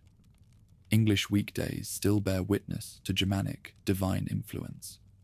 Wednesday honors Odin, Woden. Thursday celebrates Thor. Friday remembers Freya. Every time modern speakers use these names, they unconsciously invoke powers that once commanded genuine devotion from millions of believers across Northern Europe. More subtly, concepts of heroic individualism that became central to Western cultural identity trace their roots to Germanic warrior culture and its theological justification. The idea that personal honor matters more than communal harmony, that glorious death surpasses inglorious survival, that individuals must stand alone against cosmic forces beyond their control, all reflect values that made sense within a religious framework, where gods themselves faced inevitable defeat. The enduring power of Viking myth and Nordic theology speaks to a persistent human instinct. The vision of warriors feasting in Valhalla as they ready themselves for an apocalyptic clash touches something elemental, an understanding that meaning is born of struggle, not ease, and that true heroism lies in embracing fate, even when it leads to inevitable defeat. In Iceland's sagas and Norway's fjords, in the aurora-lit skies above Lapland and the mist-shrouded forests of Germany, something of the old northern gods endures, not as objects of literal belief, perhaps, but as symbols of human responses to environments that demand both courage and wisdom, both individual excellence and communal solidarity, both fierce joy in life and unflinching acceptance of mortality's dominion over all earthly achievement. From the mist-wrapped hills of Ireland to the sacred groves of Gaul, a people who called themselves the children of Danu wove a mythology as intricate as the knotwork that adorned their finest metalwork, as enduring as the stone circles that still dot their ancestral landscapes. The Tuatha De Danann, the tribe of the goddess Danu, arrived in Ireland wrapped in supernatural fog that hid their landing from mortal eyes. They came not as conquerors seeking territory, but as beings of such power that their very presence transformed the island's spiritual geography. 4 great treasures accompanied them: the stone of destiny that would cry out when touched by a rightful king, the spear of Luge that never missed its target, the sword of Nuada that no enemy could withstand, and the cauldron of the Dagda that fed any number without ever emptying.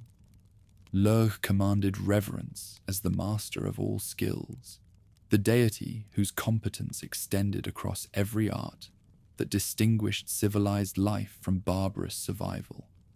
His name meant Shining One, and his festivals marked the harvest season when communities gathered to celebrate the fruits of agricultural labor. At Lugnasad, held when summer reached its peak, contests of skill and strength honored his versatility. Poetry competitions, athletic events, craft displays that showcased human ability to channel divine inspiration into tangible achievement. But Lug's perfection came at a cost that other deities found difficult to accept. His mastery of all arts meant specialization in none, his universal competence somehow lacking the fierce focus that characterized true expertise. When the Fomorians threatened cosmic order with their chaotic violence, it was Lug's strategic brilliance, rather than individual prowess, that secured victory for the divine tribes. The Dagda embodied a different aspect of sacred power. The good god, whose appetite for food, drink, and sexual pleasure matched his supernatural strength. His club could kill 9 men with a single blow or restore them to life with its other end, depending on his mood and the circumstances requiring intervention. His cauldron never emptied, providing sustenance for any who approached with proper respect, yet it could be denied to those who violated hospitality's sacred bonds. Stories about the Dagda often emphasized his crude appearance and enormous appetites, in ways that suggested deliberate contrast with more refined divine figures. Before the Second Battle of Mag Tuiread, enemies attempted to weaken him by preparing a porridge so vast that it filled a crater in the earth, expecting him to disgrace himself through gluttony. Instead, he consumed the entire offering, with a ladle large enough to hold a man and woman lying side by side, then coupled with a Fomorian goddess by the river, ensuring victory through displays of vitality that transcended normal limitations. Brigid brought a different kind of sacred power to the Pantheon, goddess of smithcraft and poetry, of healing springs and sacred flames. Her forge blessed the weapons that warriors carried into battle. Her inspiration guided the compositions that bards recited in royal halls. Her wells provided water that could cure diseases beyond mortal medicine's reach. 3 aspects composed her divine nature: the smith who shaped metal through fire, the poet who shaped meaning through words, the healer who shaped bodies through sacred knowledge. At Kildare, her sacred flame burned continuously for centuries, tended by priestesses who understood that this fire connected earthly hearths to celestial sources of creative energy. When Christian missionaries later claimed the site for St. Brigid, they preserved the essential ritual while adapting its theological significance. The flame continued burning. The healing springs retained their reputation for miraculous cures, but the power behind these phenomena received new names and explanations. The Morrigan manifested the most complex and terrifying aspects of divine feminine power, sometimes appearing as a single goddess, sometimes as a trinity of sisters. She combined prophetic insight with battlefield fury, erotic attraction with the promise of violent death. Warriors who caught her attention might receive supernatural strength in combat, but they also risked becoming her lovers in ways that promised ecstasy and doom in equal measure. Her association with carrion birds, crows and ravens that fed on battlefield corpses, reflected deep understanding of war's true nature. Glory and honor might motivate young men to take up weapons, but the aftermath belonged to scavengers, to the patient forces that recycled heroic flesh into soil for next year's grain. Poets who celebrated her found their verses touched with prophetic power, but also with knowledge of endings that made all mortal achievement seem transitory. Conflict with the Fomorians provided the central narrative around which other mythological episodes organized themselves. These primordial beings, whose names suggested those from under the sea, embodied the chaotic forces that civilization must constantly resist. Unlike the orderly violence of warfare between human tribes, Fomorian aggression threatened the fundamental structures that made organized life possible. The Second Battle of Mag Tuiread, fought to determine whether cosmos would remain stable or collapse into primordial chaos, demonstrated how divine politics mirrored human social organization. Alliances shifted according to kinship obligations and personal loyalties that transcended simple divisions between order and disorder. Bress, half Fomorian king of the Tuatha De Danann, proved that mixed heritage created conflicted loyalties that could threaten community survival. When crisis demanded absolute commitment, victory came through combination of individual heroics and collective strategy that emphasized cooperation over personal glory. Lug's leadership coordinated diverse talents. Gobner's weapon smithing, Diansesh's healing, Ogma's strength, the Dagda's sustaining power into unified effort that no single champion could have achieved alone. The triumph established divine precedent for human political organization based on specialized contributions rather than autocratic dominance. Across Ireland, the landscape itself echoed the mythological worldview, with natural features holding on to their sacred ties to the divine. Newgrange, the massive passage tomb that predated Stonehenge and the pyramids, served as the Dagda's dwelling place, its astronomical alignments ensuring that winter solstice sunrise would illuminate the inner chamber where the god rested during the dark months.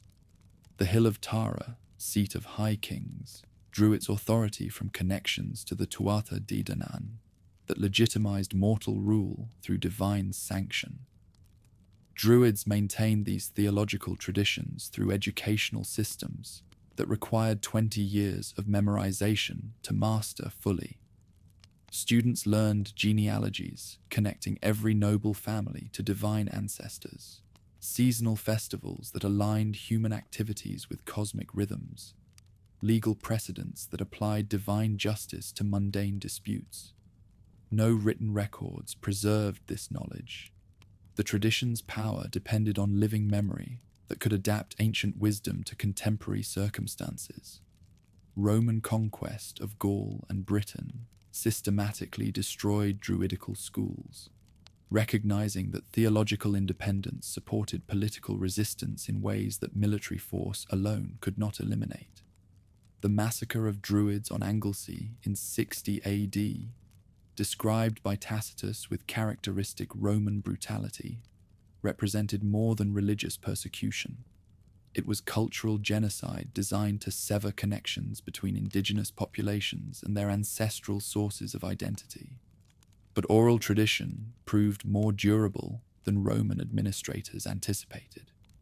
Christian monks in Ireland, centuries after the official conversion, preserved mythological narratives in manuscripts that presented them as historical records rather than religious literature.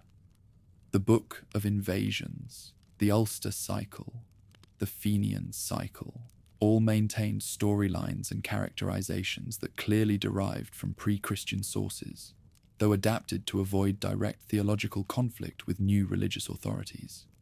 Many figures from the ancient Pantheon found new life as Christian saints, whose biographies preserved essential characteristics under acceptable religious categories. Saint Brigid inherited her predecessor's association with sacred flames and healing springs, her feast day coinciding with Imbolc, the traditional festival marking winter's end. St. Patrick's legendary banishment of snakes from Ireland may have originally described the suppression of serpent symbolism associated with earlier earth-centered religious practices. In the margins of medieval manuscripts, in the carved stones of Irish high crosses, in the place names that dot the landscape from Donegal to Kerry, traces of the older theology persist. Every dune, fort, and rath, ring fort, recalls the hilltop residences where the Tuatha Dé Danann supposedly held court. Every holy well that still receives offerings from local populations maintains traditions that connect contemporary communities to springs that Brigid once blessed with healing power. In the Gaelic name for Thursday, Deardawan, or day between two fasts, linguistic patterns persist from a time when the calendar was shaped by sacred rhythms rather than secular ones. Blessings like, "May the road rise to meet you," carry echoes of older invocations, once spoken to call down divine protection for those crossing into lands where unfamiliar gods held sway.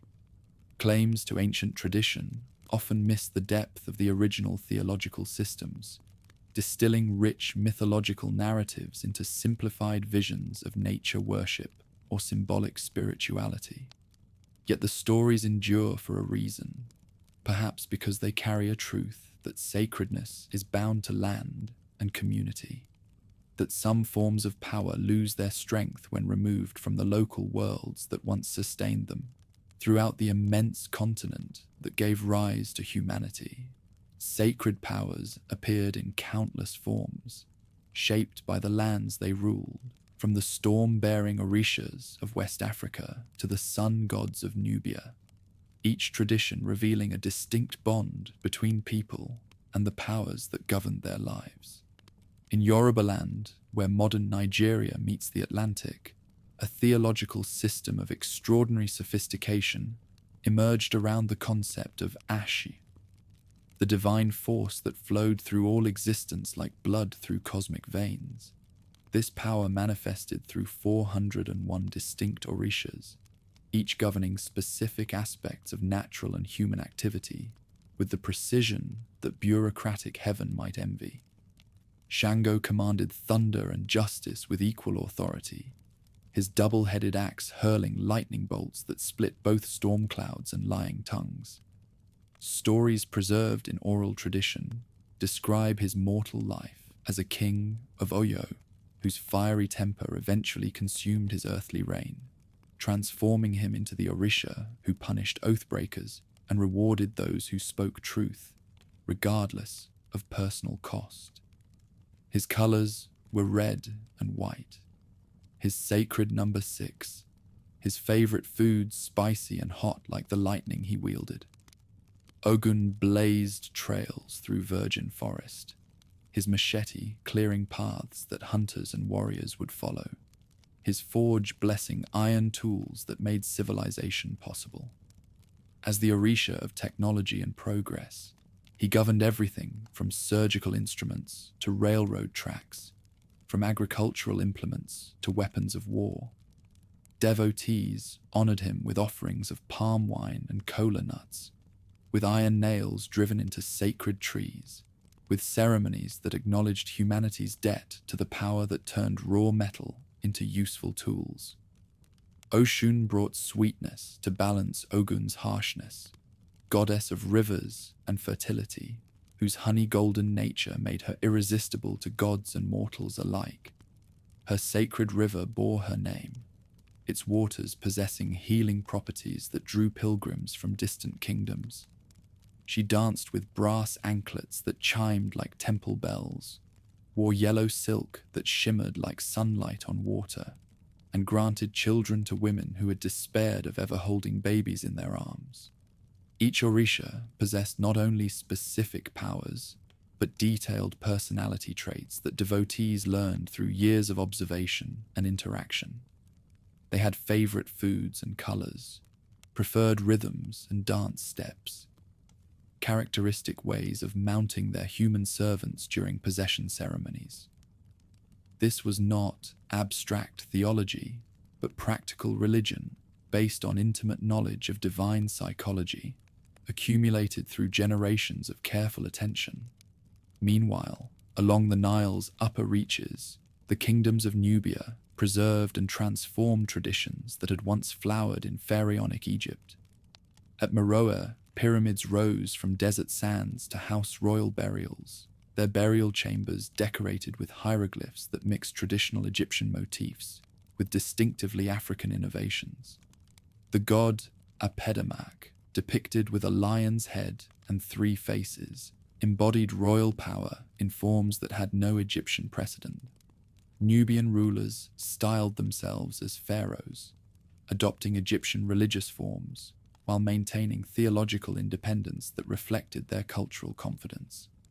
When they conquered Egypt during the 8th century BC, establishing the 25th dynasty, these black pharaohs presented themselves as restorers of ancient traditions that decadent northern rulers had allowed to decay. Their pyramid fields at Kuru and Nuri contained more royal burials than their Egyptian counterparts, suggesting religious devotion that exceeded even pharaonic standards. In the temples of Nubia, theological blending gave rise to new expressions of the divine, as Egyptian gods were merged with local traditions to form unique spiritual identities. This syncretism reflected not erasure, but transformation. a dynamic exchange that reshaped both belief and ritual. Amun-Ra received worship alongside Apedamac. Isis appeared in contexts that emphasized her maternal aspects, and traditional Egyptian funeral texts were adapted to reflect Nubian concepts of afterlife that stressed continuity between royal ancestors and living kings. The survival of Nubian religious traditions, long after Egypt's conversion to Christianity, demonstrates the resilience of indigenous theological systems when they served populations that maintained cultural autonomy. Medieval Arab travelers reported elaborate court ceremonies at the capital of Dongola that preserved elements of pharaonic ritual, while archaeological surveys have uncovered Christian churches built over temple foundations, suggesting gradual rather than sudden religious transformation. Throughout sub-Saharan Africa, divine kingship provided the theological framework that legitimized political authority through direct connection to ancestral spirits and cosmic forces. Rulers were not merely political leaders, but living links between their people and the powers that controlled rainfall, fertility, and social harmony. Their health directly affected the kingdom's prosperity. Their moral conduct influenced the community's relationship with supernatural forces. Among the Buganda of East Africa, the Kabaka served as earthly representative of cosmic order, his palace constructed according to architectural principles that reflected divine hierarchy. The kingdom's religious calendar coordinated agricultural activities with ceremonial obligations that maintained proper relationships between human and spiritual communities. Royal wives, chosen from specific clans that possessed hereditary connections to particular spirits, ensured that the king's children would inherit the spiritual qualifications necessary for effective rule. Similar patterns appeared across the continent in forms adapted to local conditions and cultural preferences. West African kingdoms developed complex praise poetry that preserved genealogies connecting ruling families to founding ancestors who had received their authority directly from creator deities. Central African societies maintained elaborate initiation ceremonies that prepared young people to participate in religious responsibilities that defined adult membership in their communities. The Atlantic slave trade's devastating impact on African religious traditions created theological crises that required innovative responses. Enslaved populations, torn from the sacred landscapes that had anchored their spiritual practices, developed syncretic traditions that preserved essential elements of their ancestral religions under forms that European colonial authorities could tolerate. In Haiti, Vodou emerged as a theological system that maintained West African concepts of divine possession and ancestral veneration, while adopting Catholic saints as masks for traditional orishas. Dambala, the serpent spirit associated with wisdom and fertility, became identified with Saint Patrick. Izili, goddess of love and beauty, took the form of the Virgin Mary. These identifications were not mere camouflage, but genuine theological insights that recognized universal divine archetypes manifesting through different cultural symbols. Cuban Santeria developed similar strategies, preserving Yoruba religious concepts through careful correlation with Catholic saints, whose attributes matched those of traditional orishas. Shango became Saint Barbara, both associated with thunder and divine justice.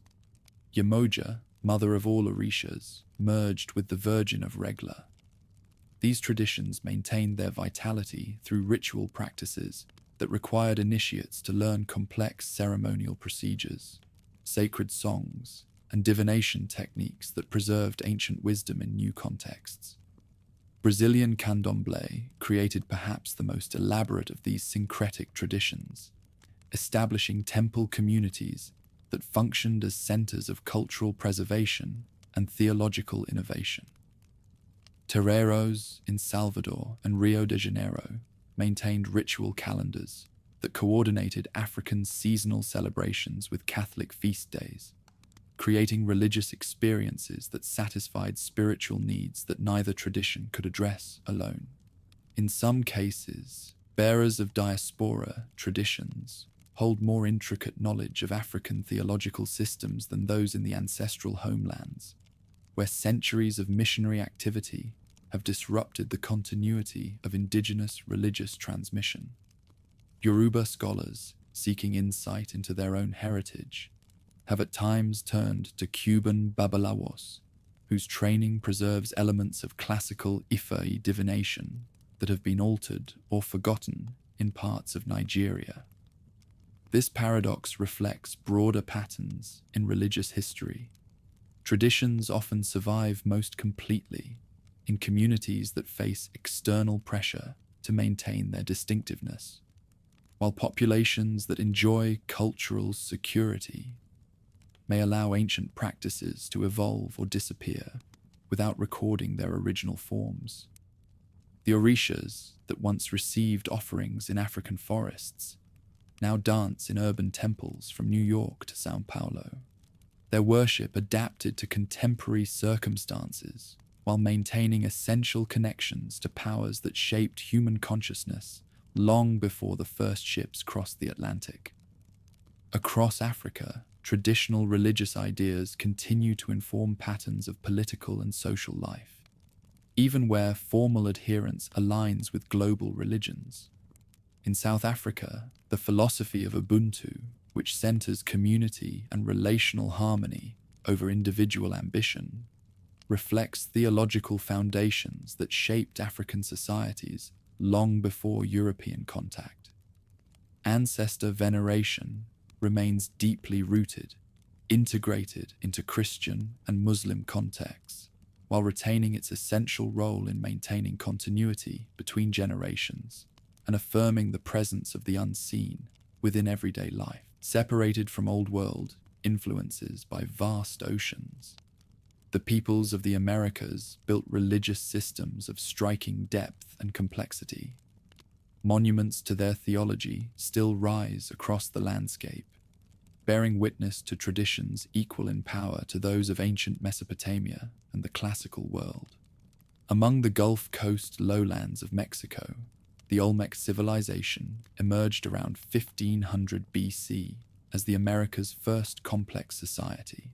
Their colossal basalt heads, some weighing 15 tons, and carved with features that suggested divine rather than merely human subjects, marking sacred sites where jaguars ruled the spiritual realm. These spotted predators, masters of both terrestrial hunting and aquatic navigation, embodied the shamanic power to move between different levels of existence. Olmec religious art reveals theological concepts that would influence Mesoamerican spirituality for 3 millennia. The were-jaguar motif, depicting humans transforming into feline predators, expressed beliefs about spiritual metamorphosis that shamans achieved through ritual practices involving bloodletting, hallucinogenic plants, and elaborate ceremonies performed in underground caves that served as portals to otherworldly realms. Rain spirits received particular veneration. In regions where agricultural success depended on seasonal precipitation patterns that could vary dramatically from year to year, the feathered serpent, combining attributes of birds that flew through sky realms with snakes that moved through Earth's hidden passages, became a pan-Mesoamerican symbol of the divine forces that brought life-giving water from celestial reservoirs to terrestrial fields. Maya civilization, flowering in the tropical forests of Guatemala and Mexico's Yucatan Peninsula, created perhaps the most sophisticated theological system in the pre-Columbian world. Their creation, epic, the Popol Vuh, preserved in colonial-era manuscripts, but clearly deriving from much older oral traditions, described multiple attempts by creator deities to fashion beings worthy of worship and capable of maintaining proper relationships with cosmic forces. The gods' first experiment produced creatures of mud who dissolved when rain fell upon them. Their second attempt created beings of wood who possessed physical durability but lacked souls capable of gratitude or reverence. Only on the third attempt, using maize dough mixed with divine blood, did the creators succeed in producing humans who could offer appropriate worship while maintaining the spiritual qualities necessary for communication with supernatural powers. This agricultural metaphor reflected profound theological insights about humanity's place in cosmic order. Humans were literally made from the same substance that sustained their physical existence, creating reciprocal obligations between people and the divine forces that provided their daily bread. Proper ritual feeding of the gods through sacrifice and ceremony ensured continued fertility of the fields that fed human communities. Itzamna presided over this pantheon as the creator deity whose body formed the sky itself, his mouth serving as the portal through which sun and stars emerged each morning, before disappearing into his digestive system each evening. His consort Ixchel governed the moon's phases and women's fertility cycles, her temple at Cozumel attracting pilgrims from across the region who sought her blessing for childbirth and healing. Kukulkan, the feathered serpent known to later peoples as Quetzalcoatl, brought wisdom and civilization to humanity through teachings that emphasized moral behavior over mere ritual correctness.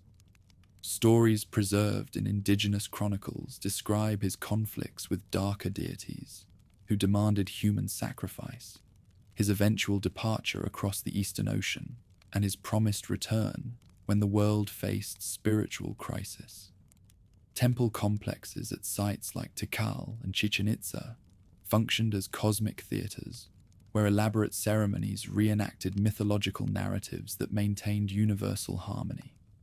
Stepped pyramids served as artificial mountains, connecting earthly and celestial realms, their astronomical alignments ensuring that important rituals occurred at cosmically significant moments when divine powers were most accessible to human petition.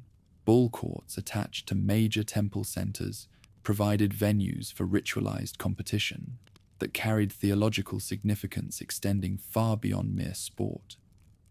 The rubber ball represented the sun's daily journey across sky realms, while players enacted cosmic conflicts between forces of light and darkness, order and chaos. Victory and defeat in these contests influenced not only the immediate participants, but the spiritual welfare of entire communities. Further north, in the Valley of Mexico, Aztec civilization created an empire that stretched from coast to coast, united by religious practices that channeled theological concepts inherited from earlier Mesoamerican cultures toward the service of imperial expansion. Their capital, Tenochtitlan, built on an island in Lake Texcoco, recreated the cosmic geography described in creation myths, while demonstrating the engineering capabilities that divine favor had supposedly granted to Mexica rulers. Huitzilopochtli, the tribal deity of the Mexica people, had guided their ancestors from mythical Aztlan to their destined homeland, where an eagle perched on a cactus would mark the site for their great city. As god of war and the sun's daily struggle against darkness, he demanded regular nourishment through human sacrifice that provided the spiritual energy necessary to maintain cosmic order against the forces of entropy and decay.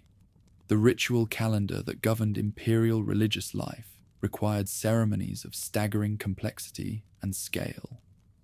During the month of Xiuhmolpilli, which occurred every 52 years when the solar and ritual calendars coincided, priests extinguished all fires throughout the empire before rekindling them from a new flame lit on a sacrificial victim's chest. This ceremony renewed the cosmic contract between humanity and the divine forces that sustained universal existence. Teotihuacan, the mysterious metropolis that flourished centuries before Aztec hegemony, demonstrated religious architecture on a scale that suggested divine rather than merely human ambition. The Pyramid of the Sun, built over a sacred cave that served as a portal to the underworld, rose 200 feet above the Avenue of the Dead in a complex that housed perhaps 200,000 inhabitants at its peak, around 500 AD. Teotihuacan shaped the religious imagination of Mesoamerica through theological ideas that resonated far beyond its walls. Artistic traditions from the city portrayed paradise realms where the blessed dead took part in eternal celebration, while funerary practices reflected a concern with the afterlife that echoed concepts found in ancient Egypt. When the city was suddenly abandoned around 750 AD, it left behind not only ruins, but a sacred legacy, one that later civilizations reinterpreted as part of their own search for divine meaning. In South America, Inca civilization created an empire that stretched along the Andes, from modern Ecuador to Chile. United by worship of Inti the sun god and his earthly representative, the Sapa Inca, their capital Cusco was laid out as a cosmic map, with quarters corresponding to the four directions of traditional Andean geography, while the royal palace served as the terrestrial residence of the sun's chosen regent.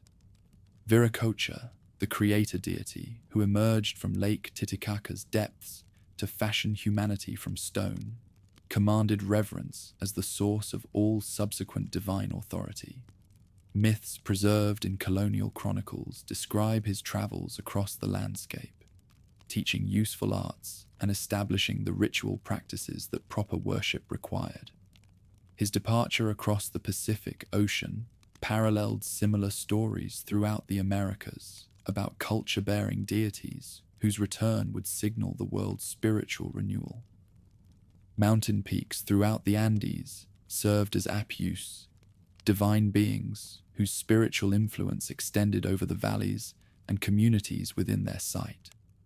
Offerings of coca leaves, chicha beer, and precious metals maintained proper relationships with these local deities, whose cooperation was essential for agricultural success and protection from natural disasters. Spanish conquest of the Americas represented more than political subjugation. It constituted theological catastrophe that destroyed religious traditions developed over millennia.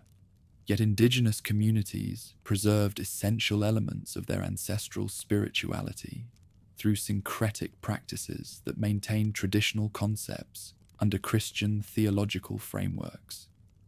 In the Andes, Pachamama, Mother Earth, continued to receive offerings that ensured agricultural fertility, while mountain spirits retained their influence over local communities despite official conversion to Christianity.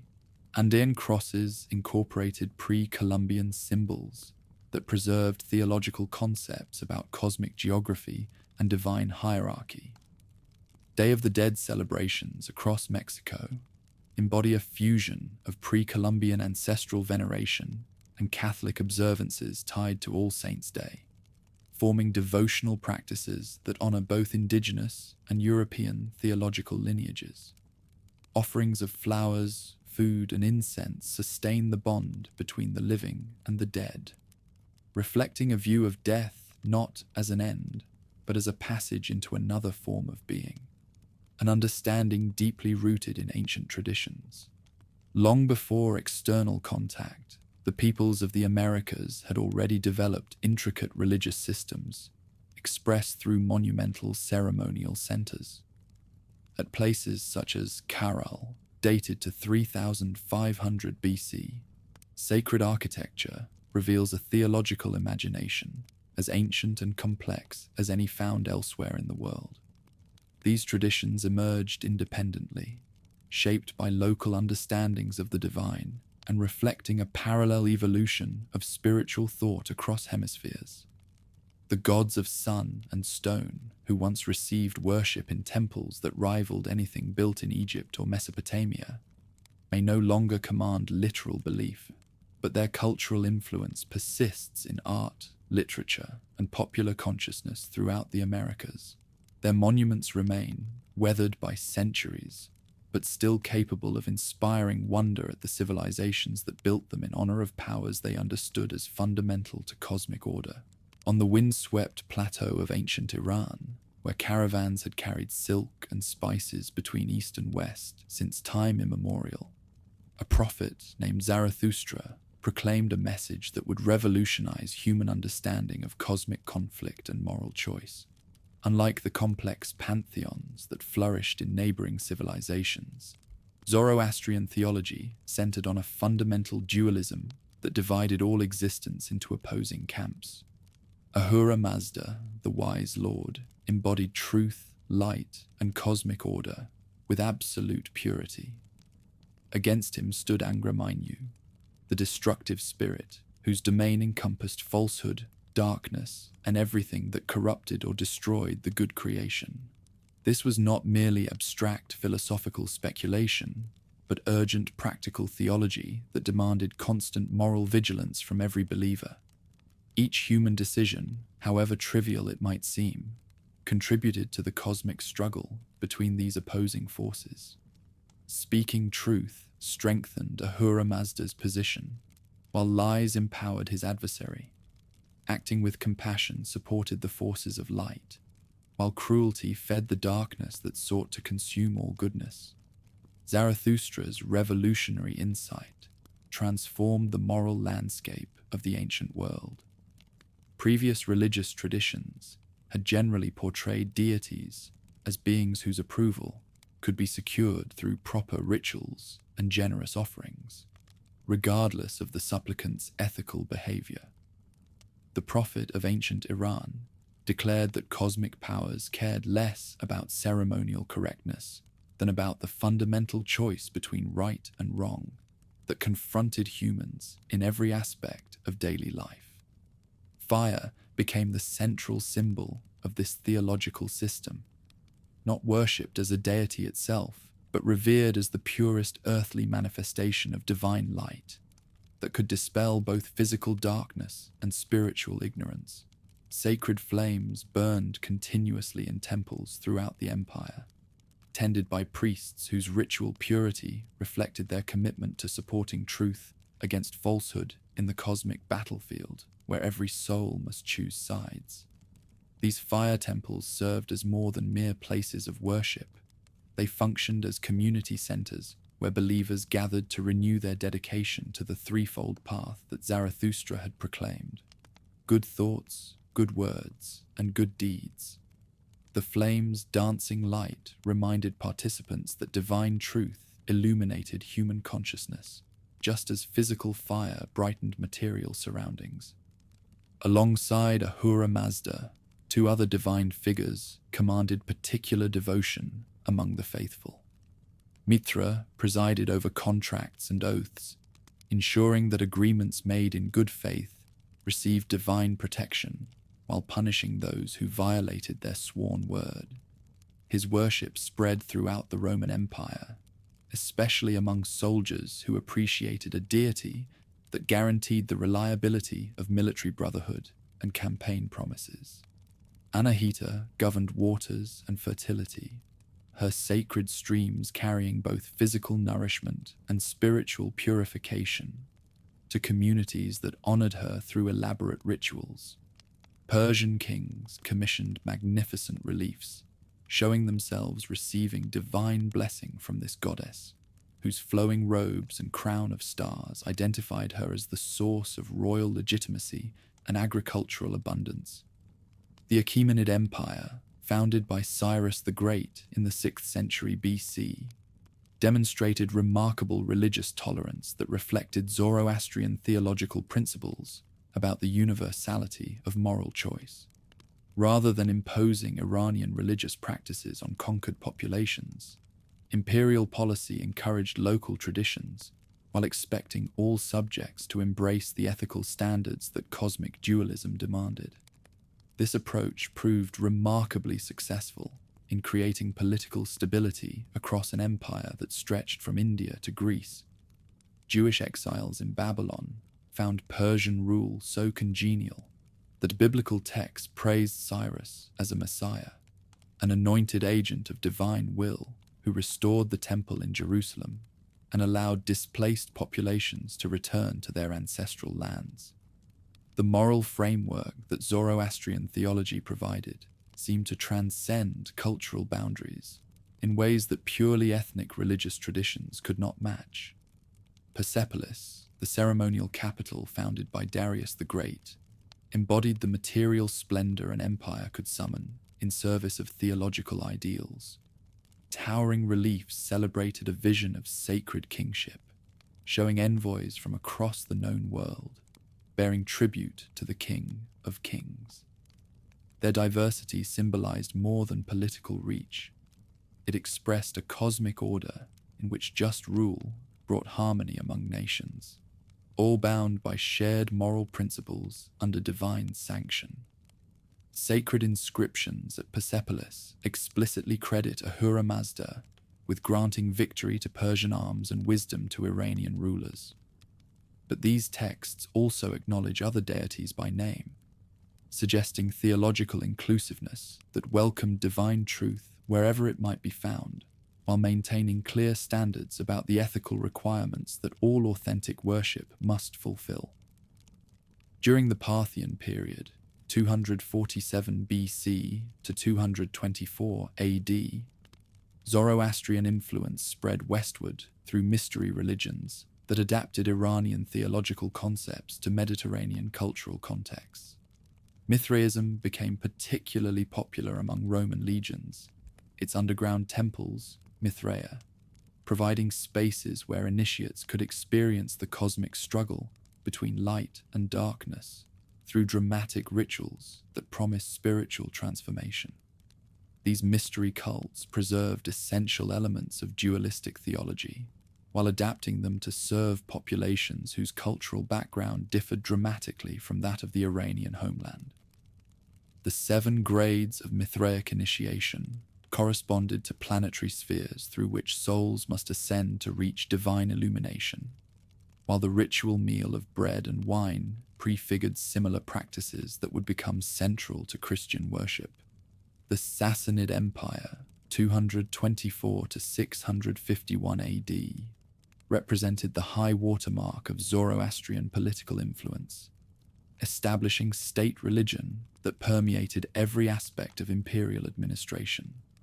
Legal codes based explicitly on religious principles governed commercial transactions, family relationships, and criminal punishment according to standards derived from cosmic dualism's moral imperatives.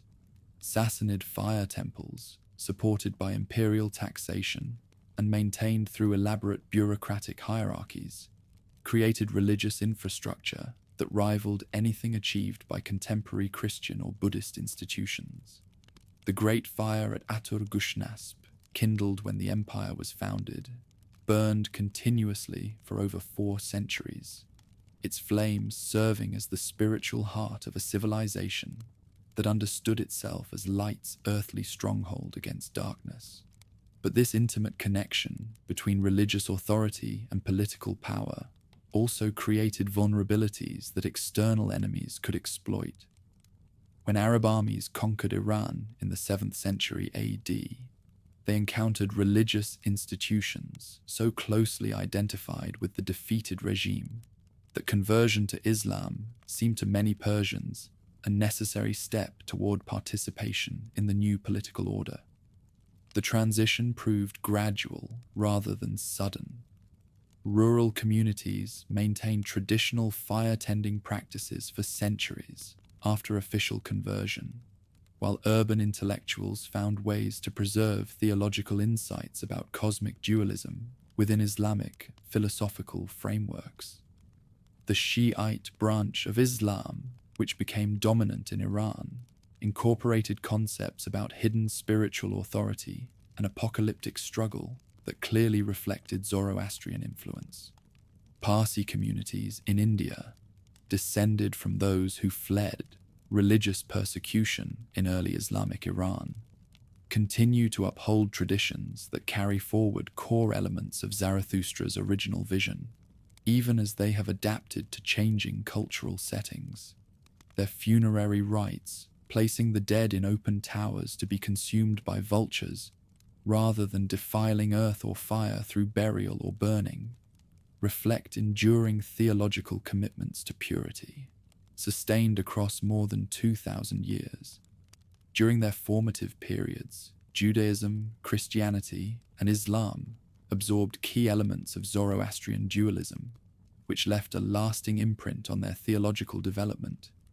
Ideas such as heaven and hell, angels and demons, final judgment and bodily resurrection all reflect the influence of Iranian religious thought, an innovation that reshaped spiritual understanding across the ancient world. The cosmic struggle between light and darkness that Zarathustra proclaimed continues to resonate in modern consciousness through literature, art, and popular culture that portrays existence as fundamentally divided between opposing moral forces. His insight that human choices matter on a cosmic scale, that individual decisions contribute to universal outcomes that extend far beyond personal consequences, remains as relevant today as it was 25 centuries ago when he first proclaimed the message that transformed ancient understanding of divine will and human responsibility. In the fire temples of Iran, where sacred flames have burned for millennia, elder priests continue the rituals that link generations of worshippers to the prophet, who taught that the fate of existence rests on humanity's choice. Good over evil, truth over falsehood, light over the darkness that waits should moral vigilance falter. When Rome reached its height in the 2nd century AD, the gods of old were still alive in stone temples and in festivals that drew worshippers from Britain to the Sahara. Yet under this enduring splendor, forces were already awakening that would overturn religious consciousness more deeply than any war or revolution. Christianity emerged from the theological ferment of 1st century Palestine as one mystery religion among many. Its early adherents distinguished more by their social composition than their doctrinal uniqueness. The promise of personal salvation, intimate relationship with divine power, and community that transcended ethnic boundaries appealed to urban populations throughout the empire who felt disconnected from traditional civic religions that had served agricultural societies for millennia. What set the followers of Christ apart was not theological sophistication. Many mystery cults offered equally profound spiritual insights, but organizational genius that enabled rapid expansion across cultural boundaries that had previously limited religious influence to specific ethnic groups.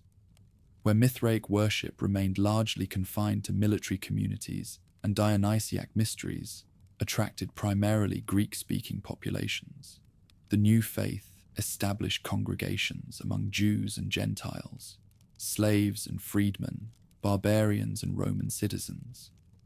The conversion of Constantine in 312 AD transformed a persecuted minority into the empire's most favored religion almost overnight. The emperor's vision of a burning cross, accompanied by the words, "In this sign, conquer," represented more than personal religious experience. It marked the moment when imperial power aligned itself with theological revolution that would remake Western civilization's spiritual foundations. But the transition from polytheism to monotheism proved neither immediate nor complete. Imperial edicts could command the closure of temples and the cessation of public sacrifices, yet they could not instantly eradicate religious traditions that had shaped human consciousness for thousands of years. The process required centuries and involved adaptation as much as elimination, absorption, rather than simple destruction. Theodosius I's decree in 391 AD officially banned pagan worship throughout the empire, making the Galilean faith the sole legitimate religion and ordering the destruction of temples that had housed divine worship since before Rome's founding. The Great Serapeum at Alexandria, that monument to Hellenistic theological synthesis, where Egyptian and Greek religious traditions had merged, fell to monotheistic mobs who saw in its destruction the triumph of true faith over demonic deception. The eternal flame that had burned in Vesta's temple for over 1,000 years was finally extinguished in 394 AD, its Vestal virgins dismissed from service that had connected them to powers older than the city that housed their shrine. The last Olympic Games, held in 393 AD, ended competitions that had honored Zeus for nearly 12 centuries, their athletic contests now condemned as manifestations of pagan superstition rather than celebrated as expressions of human excellence. Still, the ancient deities proved remarkably adaptable to changing circumstances. Rather than simply vanishing when their temples closed, many found new roles within the expanding monotheistic universe. Local patron gods became saints, whose intercession could still be sought for the same practical concerns that had once driven worshippers to their pagan altars. Healing springs that had been sacred to Celtic goddesses received new dedications to the Virgin Mary, while retaining their reputation for miraculous cures. Saint Bridget of Kildare inherited the fire-tending traditions associated with her Celtic predecessor, her sacred flame burning continuously in the new religious context that preserved essential elements of earlier worship while adapting them to transformed theological frameworks. The feast days that marked her veneration coincided exactly with Imbolc, the traditional festival celebrating winter's end, ensuring continuity between ancestral and contemporary religious observance.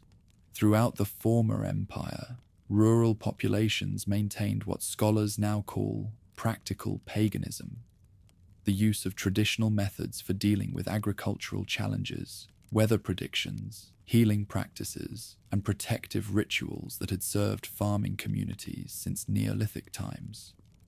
These practices often received ecclesiastical blessing through priests who understood that sudden theological change could destabilize social systems that depended on seasonal rhythms older than any written religion.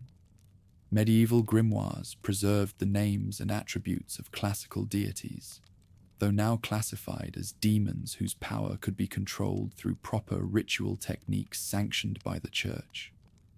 The Key of Solomon and similar magical texts provided detailed instructions for summoning entities whose divine status had been reinterpreted, but whose practical abilities remained available to those who possessed the necessary knowledge and courage. Renaissance scholars rediscovered ancient mythology through manuscripts that had survived in monastery libraries, approaching these texts as allegorical wisdom rather than literal religious truth. Figures like Marsilio Ficino and Pico della Mirandola, found in Hermetic traditions and Neoplatonic philosophy, spiritual insights that complemented rather than contradicted revealed religion, creating intellectual frameworks that allowed classical learning to flourish within officially monotheistic contexts. The printing revolution of the 15th century made mythological knowledge available to broader audiences than ever before, while artistic patronage from wealthy merchants and princes created demand for classical subjects that brought ancient deities back into visual prominence. Botticelli's Birth of Venus and Michelangelo's Bacchus demonstrated that pagan imagery could serve the new civilization's aesthetic purposes while maintaining connections to pre-Christian spiritual traditions. Exploration and colonization brought European powers into contact with religious systems that had developed independently of both classical paganism and the dominant faith.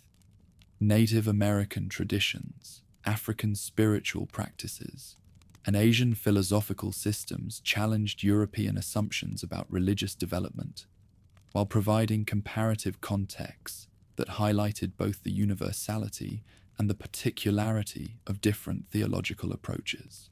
The scientific revolution of the 17th century created new challenges for traditional religious authority by demonstrating that natural phenomena could be explained through mathematical principles rather than divine intervention.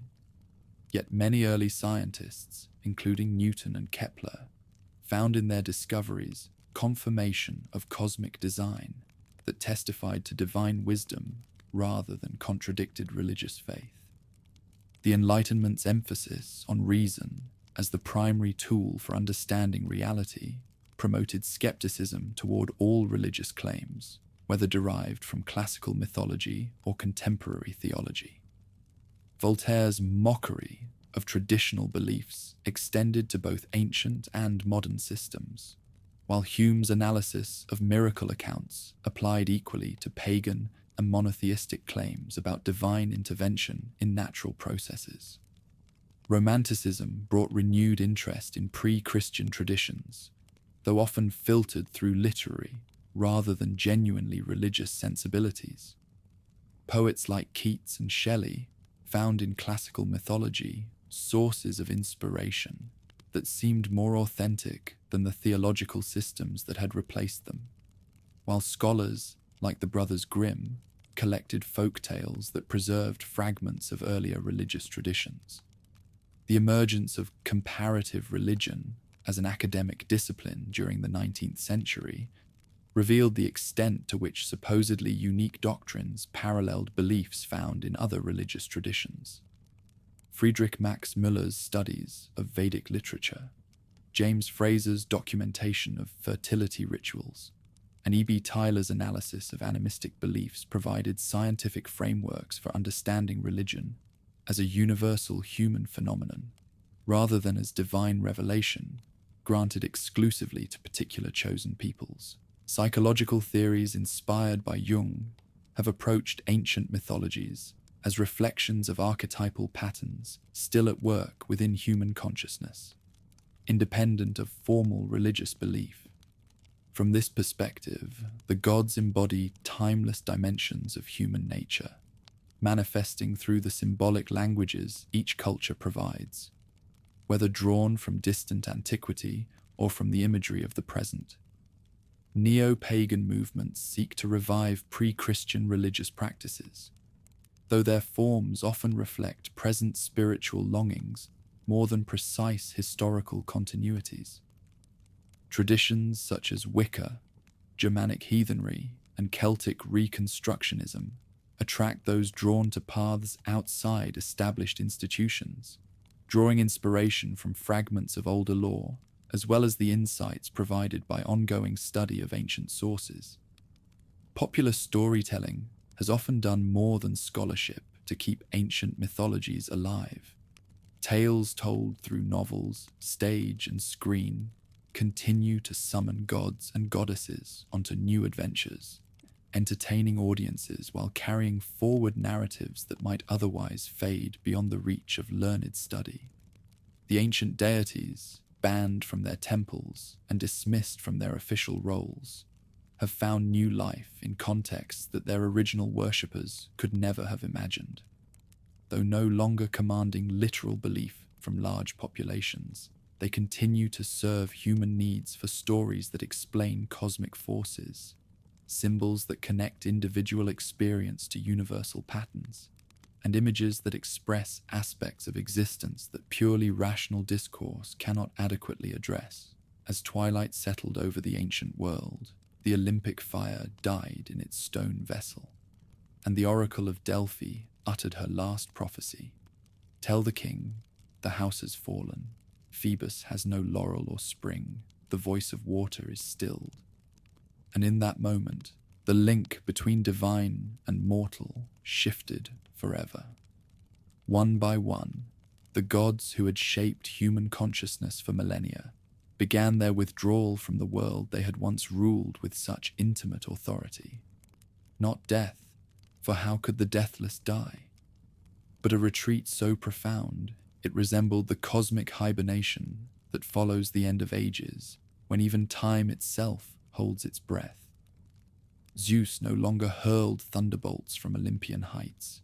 His voice became merely the sound wind makes when it moves through mountain peaks where no shrines remain to house his presence. The thunder that once carried divine commands now spoke only the ancient language of pressure systems and atmospheric electricity. interpreted by meteorologists rather than priests who had learned to read celestial moods in the patterns of storm clouds. Ra's solar bark ceased its daily journey across Egyptian skies, the golden vessel that had carried hope of resurrection through the darkest hours of night, now sailing only in the memories of scholars who studied hieroglyphs carved on monuments that tour guides explained to visitors, photographing ruins they would post on social media platforms that connected them to strangers they would never meet in temples they would never worship in. Odin's ravens returned no more from their daily flights across the 9 worlds, their absence leaving the All-Father blind to the approaching Ragnarok that had perhaps already begun, though none could say when or how the final battle would unfold. The great ash Yggdrasil still grew, invisible and immense, its roots reaching into wells that no longer reflected divine faces, its branches supporting heavens that no longer housed immortal courts.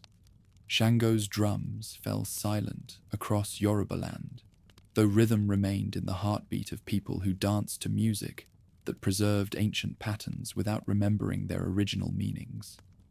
The thunderstones he had hurled at oathbreakers gathered dust in museum display cases, labelled as Neolithic axe heads, with placards explaining their geological composition to schoolchildren who would never know these rocks had once blazed with divine fire. Even so, the world bears their marks still, carved so deeply into the foundations of reality that no amount of technological progress can entirely erase them. Rivers still glitter with eyes that might be sunlight on water, or the watchful gaze of naiad spirits whose names have been forgotten, but whose presence lingers in the way certain pools seem to hold secrets too deep for measurement. Mountains continue to wear the shapes that giants carved when the earth was young, their profiles suggesting sleeping titans whose dreams might still influence the weather patterns that determine whether crops flourish or fail. In valleys that stretch between peaks that have no scientific names, but remain charged with significance their original peoples would recognize despite centuries of linguistic change. The aurora borealis still dances across northern skies, in colors that suggest the rainbow bridge over which heroes once rode to join divine armies, preparing for battles that would decide the fate of worlds.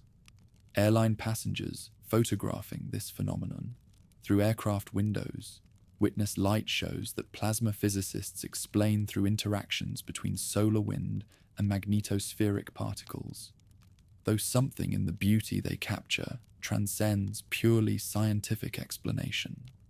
Mortals remember in whispers that have become fairy tales, though the word fairy itself derives from fata, the fates who spun the threads of destiny before humans learned to weave cloth on mechanical looms. The little people who dance in mushroom rings and steal children who wander too far from home represent fragments of powers that once commanded genuine reverence, their diminished stature reflecting not their original nature, but the reduced capacity of modern minds to perceive forces that operate beyond rational categories. Giants became folklore monsters in stories told to children who live in cities where the tallest structures are buildings, rather than the mythical beings whose bones supposedly formed mountain ranges. Yet something of their presence endures in the way certain landscapes inspire awe that goes beyond aesthetic appreciation, evoking responses that seem disproportionate to the purely physical features that trigger them. Hidden valleys throughout the world maintain prehistoric rituals whose participants might not consciously connect their activities to ancient religious practices. Yet the seasonal festivals they observe, the offerings they leave at sacred sites, the prayers they speak in languages they learned from grandparents, follow patterns established when the world was young and the boundary between human and divine remained permeable. Brazilian candomblé practitioners calling orishas through drums that echo rhythms older than the Atlantic slave trade, Icelandic poets composing verses that preserve Norse mythological themes in contemporary contexts, Native American shamans conducting sweat lodge ceremonies that connect participants to powers their ancestors knew by different names, but recognized as the same forces that govern birth and death, growth and decay, the endless cycles that make existence possible. Resurrections of ancient traditions attempt to rebuild practices whose original settings have long since vanished. Yet the very impulse behind such efforts suggests a recognition that something vital is absent from purely secular visions of the world. Neo-pagan movements, the study of comparative mythology, and works of imaginative literature that draw respectfully on ancient themes all bear witness to enduring human needs that material explanations alone cannot fulfill. New cultural pantheons carry forward mythological themes in societies that outwardly dismiss supernatural explanations for the world. Tales of extraordinary figures often echo the patterns of divine children sent from the heavens, or heroes descended from ancient warrior lineages, narratives that preserve theological resonance even when presented in secular guise. Planets still bear the names of Roman deities, whose authority extends across solar systems that ancient astronomers could never have imagined, their influence reaching to Martian rovers and Venusian probes that carry human consciousness into realms that were once purely divine territory. Every spacecraft launched toward Jupiter follows trajectories calculated according to the gravitational influence of a world named for the King of Heaven. Though the engineers who plan these missions think primarily about orbital mechanics rather than mythological symbolism, in the spaces between heartbeats, where silence gathers before the next rhythm begins, divinity waits with the patience that only immortals can sustain. Not gone, but transformed. Not dead, but dreaming. Not absent, but present in ways that require different kinds of attention to perceive. Like embers glowing long after the visible flames have died, the ancient powers maintain their luminescence in the depths of human consciousness, where rational thought gives way to older forms of knowing. They await recognition from species that have learned to split atoms and decode genomes, but have not yet remembered that consciousness itself might be the most mysterious force in a universe where quantum mechanics suggests that observation changes the nature of observed reality. The gods have not vanished. They have become the mystery that underlies existence itself, the question that science refines but cannot answer, the wonder that stirs in human hearts when they contemplate star-filled skies and realize they are made of elements forged in stellar furnaces, children of the cosmos contemplating their own cosmic nature. In that contemplation, in that wonder, in that recognition of mystery that transcends explanation, the forgotten gods remember themselves, and perhaps, in remembering, they begin their return to a world that has never stopped needing the sacred, though it has forgotten how to name what calls to it from depths older than language, deeper than thought, more enduring than the civilizations that rise and fall like waves on shores that remain eternal.